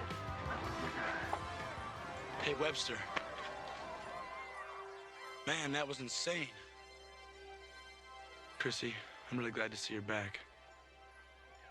Your boyfriend here is a lunatic. Good race. All right.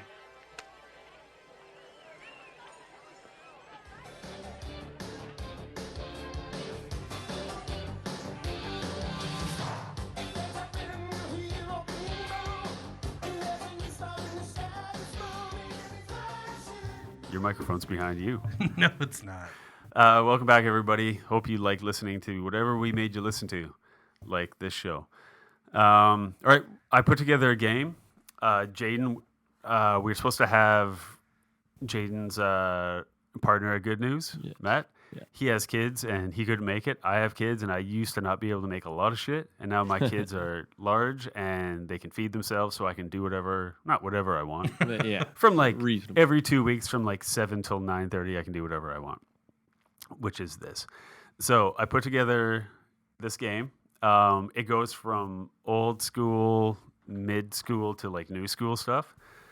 I was talking with Matt on Instagram, and he was talking about how he got into skating in like '86. Yeah. So I was like, I'll put in some old stuff, mid stuff, and whatever. So you're gonna be playing against Marcus now. Okay. Godspeed, because he's a killer. He has a reputation for not winning games on the show. And I have a feeling that streak's going to be continued like a motherfucker today. Yep. So, skateboard graphics game. Guess the company, 5 points. Guess a rider, 5 points. If the other person guesses the rider or the company, I know this is going to make more sense if Matt was here. They're too complex for the current scenario. So you can steal by being like, hey, that graphic was for like 101 skateboards or whatever it was. Which you're gonna get a lot of those because Yeah. I'm a '90s baby. So There's a decent amount of 90s in here. okay. Even the 80s, you might be okay. Yeah. I didn't do anything super iconic. Okay, actually, I'll break it down for the people listening. I put together a bunch of skate graphics. I censored out the rider's name and the board company. Now, everybody has to establish a buzzer word. What's your buzzer word? Scroll. Scroll? Yep. Fucking. Okay. Winner. What about you, Jayden? Ding. Ding. Hey, classic. Classic ding. All right. Ding and scroll. Just rolls. My off word the is tongue. reach. Just out of context, man. So then you can show them the graphics with stuff censored. Whoever dings and wins will be Jayden. And then Marcus will say scroll sometimes, probably just for fun. And then you let me know who the rider and the company is. Hey. To the best of your ability. I'd be buzzing in a lot more if these bubblies were not sparkling water and were sparkling beer. Yeah, you would be confident as hell. All right. And that is a wrong screen. Computers are getting harder by the day. All right. Everybody ready? Yep. 3, 2, 1. It's a Ding. guy. All right. We got a ding. Ray Barbie. Yep. Ray Barbie. Now it's one of his classic stitched together quilted man graphics that he had for years from company to company. When he went to Element, he carried over and they made him like this crazy engraved one. What company is this for? Santa Cruz. Marcus? You have a guess on the company? I'm- Oh, this is the only one you saw earlier. You want to try You to get think your I only have 5 You points? think I have a photographic memory of that? Yes. Nope. Ray Barbie, Powell Peralta. He was the inventor of the no comply, everybody. If you know what a no comply is, thank Ray Barbie next time he's playing jazz guitar at you. There's probably people out there listening being like, this kid's an idiot. And also, if you go to worstdesignshow.com, I'm going to post this PDF, the little quiz I put together. If you have friends that skate, yeah, you should try it out. Hey, and try it at the shop. See if anybody knows shit. Yeah, sure. Yeah, you got to kill time anyway. Exactly. All right, next one coming up, and we have Venus holding a cat. Ding. Jayden, That's a rip and dip, that is a rip and dip. but I don't know the rider. Correct, because it's a team board. Oh. I don't know if Rip and Dip has riders, do they?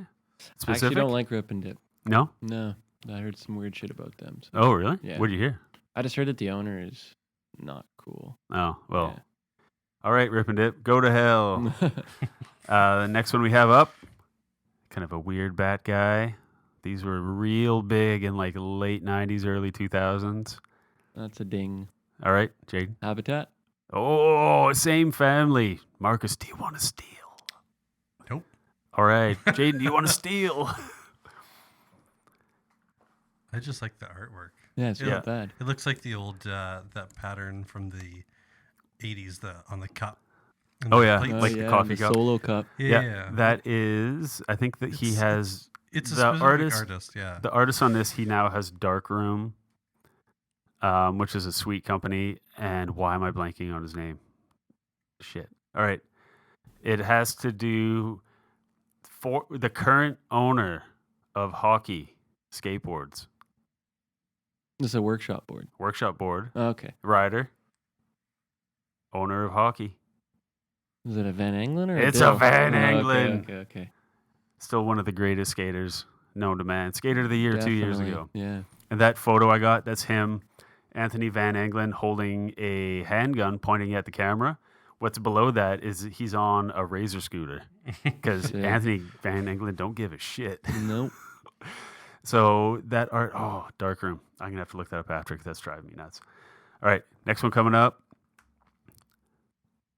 It has a rudimentary drawing of Bullman.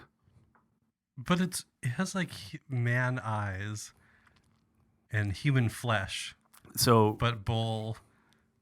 testicles. Yeah. So, hint for Jayden, this is one of the first skaters to draw their own graphics. It was pretty revolutionary at the time. Not the first, one of the first. Gons. Little bit newer than Gons. One of the Beautiful Losers. You may have heard of his company. Nodus. Starts with a toy. Toy. Oh, it's a Templeton. Ed Templeton. Right. Do you remember what company he wrote for back then? Blind.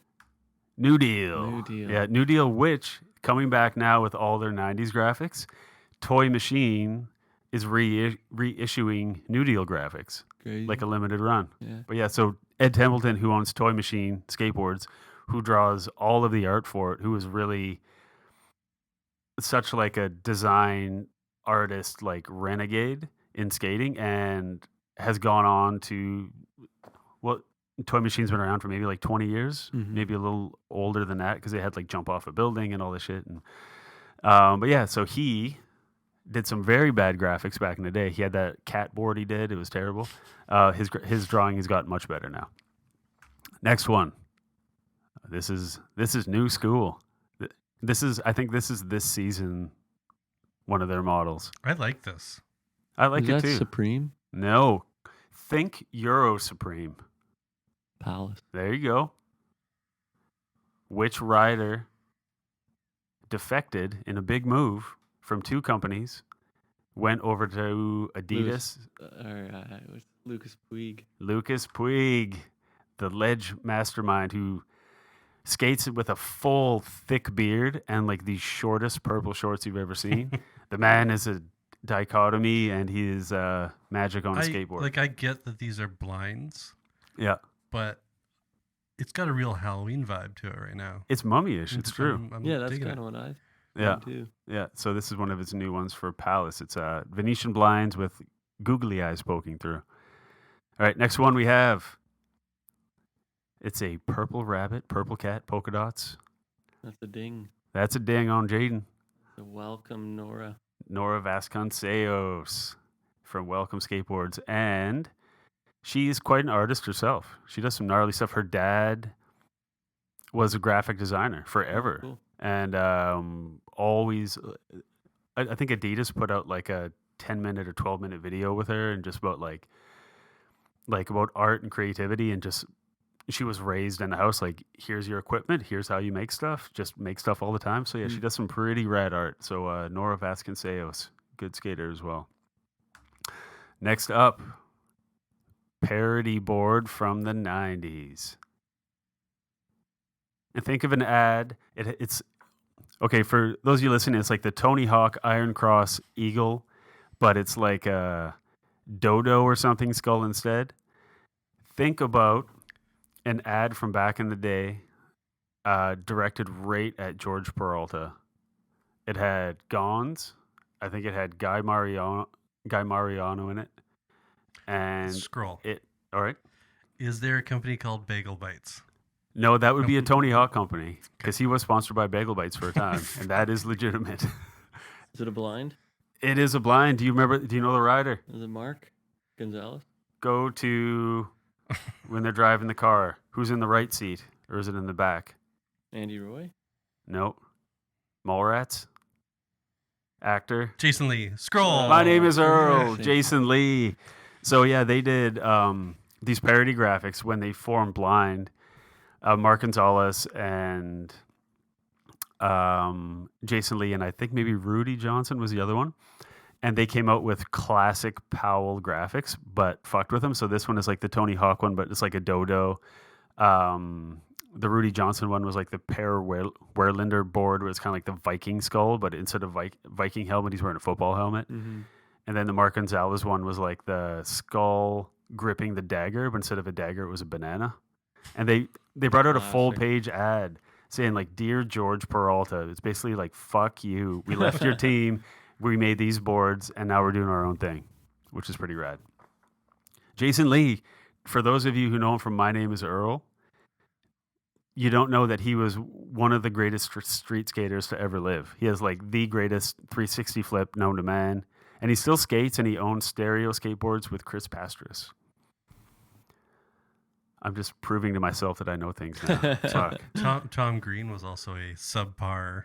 Then that's a good part of a movie that had skateboarding. Freddie Got Fingered? Yes. In the mall. Through the mall. Yeah, that was rad because Tom Green has this weird like aerial hand maneuver, does his little acid finger drop stuff. spin things, and yeah. Yeah, and Tom Green had a pro model on Birdhouse skateboards because he was friends with Tony Hawk. Nice. And now he's a fat guy preying on 18-year-old girls in comedy clubs. So full circle, man. All right, the next one, Shut Up and Skate. It's got a skull with a mustache and a toque. I'm just realizing this is not me. I did not make this. I've never seen that in my life. Oh, Marcus. What year is it from? This year or last year? Can It's you a use it in a skeleton putting his sentence? bony fingers in his bony ears, and it says "Shut up and skate." Nothing. Got nothing. Ooh, Alf. Nope. So close. Think about Flip? It looks like a greasy flip graphic. It could be a little greasy flip. It's actually a little out of character for the company it's with. Think of what was Trainwreck's sponsor back in the day, or one of Ryder that rode for Toy Machine that created their own clothing company, which then turned into a board company. Jamie Thomas. Oh, it's the Zero graphic. Oh, yeah. And bonus question. This graphic is based on which company's graphic from the 90s? I have no clue. Zorlak.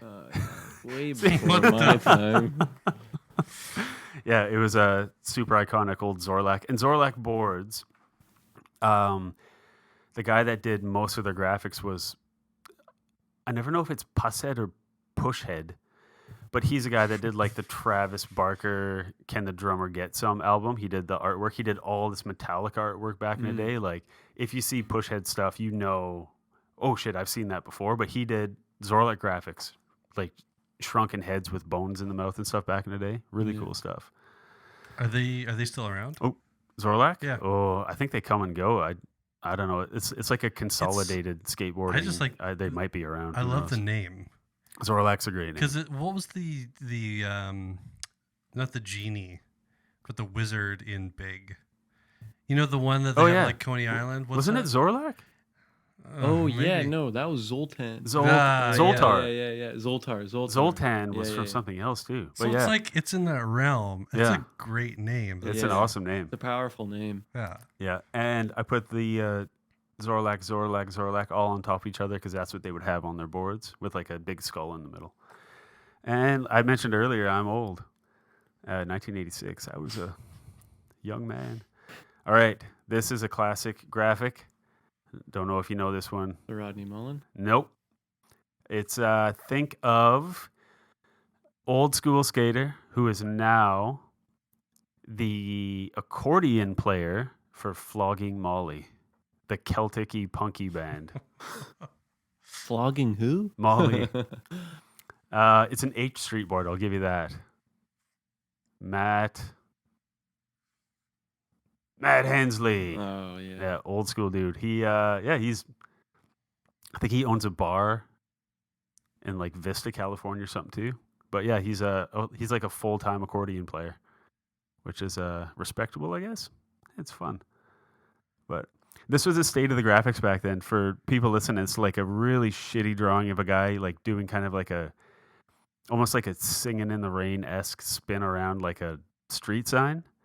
And it has Matt Hensley on the bottom of his shoe, and it's not great, but it was a huge graphic at the time. Yeah, you can see why. It's pretty. I feel like the pretty bold. artist couldn't draw faces at the time. Or So you just or have- right hands, because that Yeah. looks like Is this a Jerry King? this is I think this is Gerald King, his father. Gerald King's my father's name. You can call me Jerry. All right, this one. Guy holding bars in what looks like a prison door. This was one of the first skate graphics drawn by the skater. Went on to start his own company. He had such skaters writing for him as Slash, I think Adam Alfaro, Shuriken Shannon. Really cool company. Chet Childress. Is it a Santa Cruz? Nope. Black Black Label. Label. It was a John Lucero who owns Black Label. He, like in the 80s, said, "Can I draw my graphic?" And they're just like, "Sure." And he did it. And it really kicked off skaters designing their own boards, which is gnarly. It still happens today with like Baker, we mentioned, like Spanky, Yeah. Kevin Spanky Long. For some reason, they keep letting them draw on the boards, but it works. It's kind of a cool thing. So he obviously had an art background.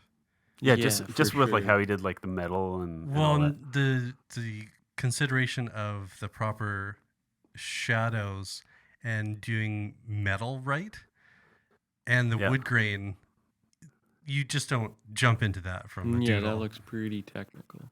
But his very first board graphic was terrible. It was like a Jack in the Box. It was like tweaker stoner art. It was shit. But yeah, this is when he started getting pretty good. And even look at the consideration, the graphic in between where the trucks sit. So even with trucks fully on there, you get the full graphic, edge to edge, which a lot of companies I see now, they put the company name under where the truck plate would go. Mm-hmm. So when you put the trucks on, you hide it because it's like cool not to have a name on your board now. Brand, yeah. Like even tons of pro skaters will skate in just like a plain white T-shirt. They don't Yeah. really wear their team's shirts anymore. It's just like, I don't want to wear your sticker. I just want to like do my thing. Yeah, well, that's like Dylan Reeder always said that too. He's like, I Yeah. don't want to have a brand, Yeah, you know. it's kind of like the Jay-Z. I'm not a businessman. I'm a Yeah, businessman. exactly. And then yeah, Dylan Reeder was gnarly, best impossible ever. Yeah. Then he did for the sure. impossible to like tail grab over that big fence thing that like JKs and stuff did later. Yeah, that guy's gnarly. This one of my favorite graphics, Alien versus Predator, has a drawing of E.T. embracing Michael Jackson from behind with pine trees and a moon. Ding. Skate Mantle. Skate Mantle, Brad Stabba, God bless you.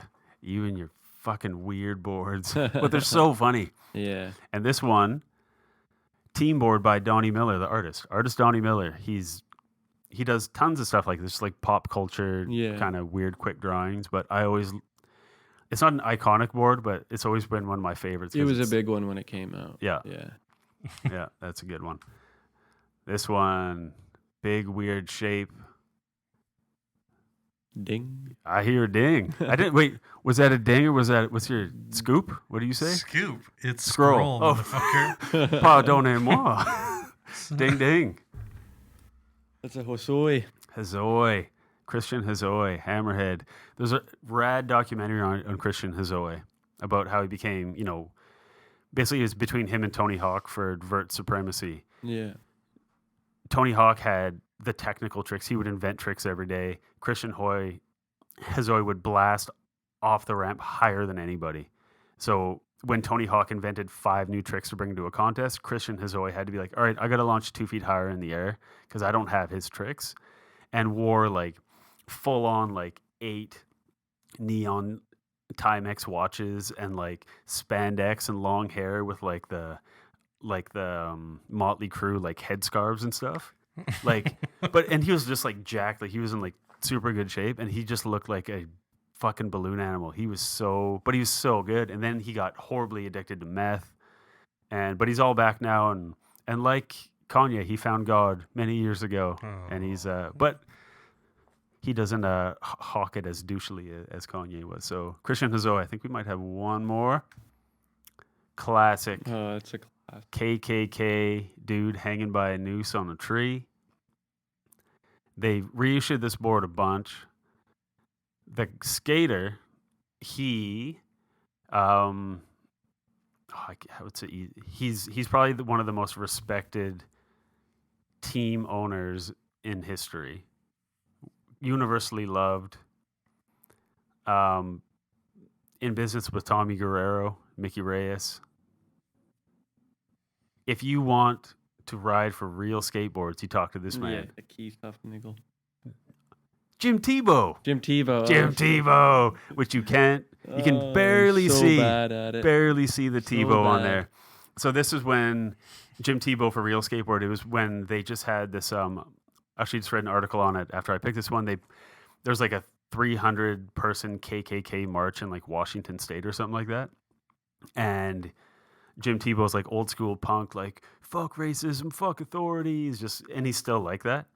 And he, for his first board graphic for real, he's like, I need something that like makes a statement. So Naudus Copus helped draw this, and it's he drew a Klansman hanging by a noose from a tree. So, last one. This is the last one. This is such a classic series. There are 3 boards in the series.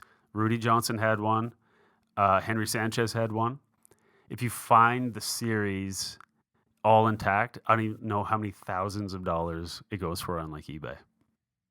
It is a child sniffing airplane glue and getting high as balls. It's like a knockoff of the Garbage Pail Kids. It or whatever, is. Yeah. Yeah. And it was the fucked up blank kids, and then it had their name.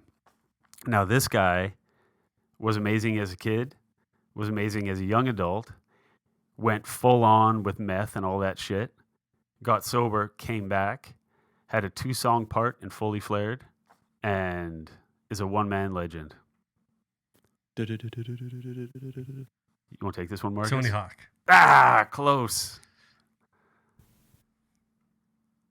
You got this one? Guy Mariano, fucked up blind kids. High guy. So back then they were like, hey, it's funny he's high all the time. And then he was living on the streets because he was all strung out. But then he got sober with, I think, Anthony Van Engelen. And they're, So you're all winners, especially whoever actually won. And Sean White, the Flying Tomato. All our Olympic hopes are on you for Skate Vert Gold. That was great. Thank you for putting up with the game. Yeah. That was basically me being like, I know things about skateboarding that I don't get to talk about with anybody ever. You know a heck of a lot more than I do. Yeah. Well, for being on the injured list for like 8 years, you read a lot. Yeah. So, we also have one more quick thing to show you. Because big fan of your shop, big fan of, skating in general. And once in a while when I find the time to draw something, I like to draw something that is kind of attached to something I dig. So what I did,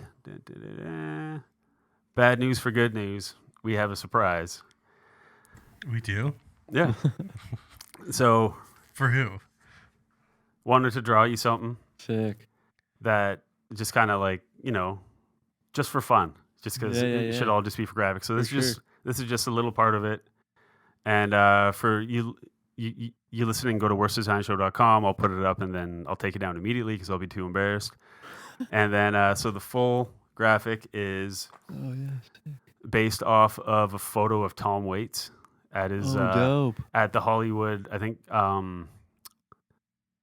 Oh, now I'm blanking on it. Like the famous is like the Beverly Hills Hotel or whatever. He lived there for 4 years in one of the cabanas out back. Crazy. And it's basically the size of the room we're in right now, which is maybe 12 by 12. And he brought in a full piano, like a full bar. He had stacks of newspapers. Like he lived like a weird little hobo in this little cabana for years at the Beverly Hills Hotel. I believe that was the one. I'm blanking on it now. Isn't that one of his album covers too?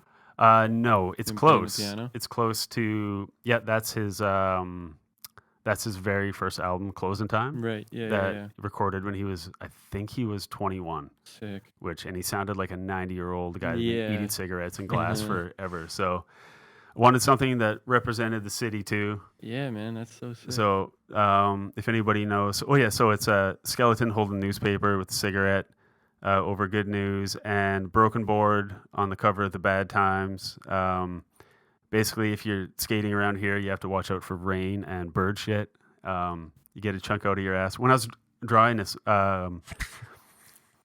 it's a drawing of a guy from the back, and he's all chunked out from skating, and then you can see kind of the back of his balls. And when I was drawing it, my son was like, "What's that?" I was like, "His balls." He's like, "Fair enough." And flat earth spot. So thank you for doing cool things in town. And thank you for putting me on. Yeah, no problem. It was a lot of fun. So where can folks find good news and yourself or whatever you want to do online? Go to the Good News shop online because you can buy online. They got rad stuff. Rad crew runs a shop, and it's well worth your time. So where can they find that? Follow us on Good News Skate Shop on Instagram, and go to our website and check it all out. We're hopefully putting out more videos and rad. Yeah, trying to do more events for the city of Victoria as well. Yeah, that'd be good. We don't get nearly enough skate events in town. So totally. So that'd be great. Somebody's got to do it. Cool. Marcus, where can people find you this week? In the car. In car? Okay, last week it was Costco. So going back from Costco? Back from Costco. Yeah, I'll be in the car rocking out to the Rocky theme remix. Alternating that and Third Eye Blind. Yeah, a little bit of Hoobastank. Fuck. You can follow the show at Worst Design Show on social media things. You can go to worstdesignshow.com for all the show notes and all that shit. You can find us on all the podcast things like YouTube. We're on YouTube, Apple Podcasts and Stitcher and Spotify and stuff. Last question. Oh, sorry, go ahead. It's audio on video. It's audio on video. Yeah. It's great. It's like about a visual medium. It's like it's full circle. It's a moving picture. Sounds the moving. So we asked this from all our guests. Jayden, after all these years skating, you've seen 100,000 graphics, all the T-shirts, all that stuff. Why do you still give a shit about it? Probably because it's always been different. You know what I mean? It's always kind of cutting edge in its own way. Yeah. That's what I love about it. I mean, you like it's inspired by like tattooing. Tattooing inspires skating, so it's all style, clothing, everything about it. Yeah, I fully agree. It's never allowed itself to become boring. Yeah, exactly. And next month there will be all kinds of new shit to look at. Exactly. So hopefully everybody still gives a shit about what they're doing for a living. But remember, making pictures for a living ain't that bad. And if you think it is, then you are the worst. Goodbye. Thanks, Jayden. Yep.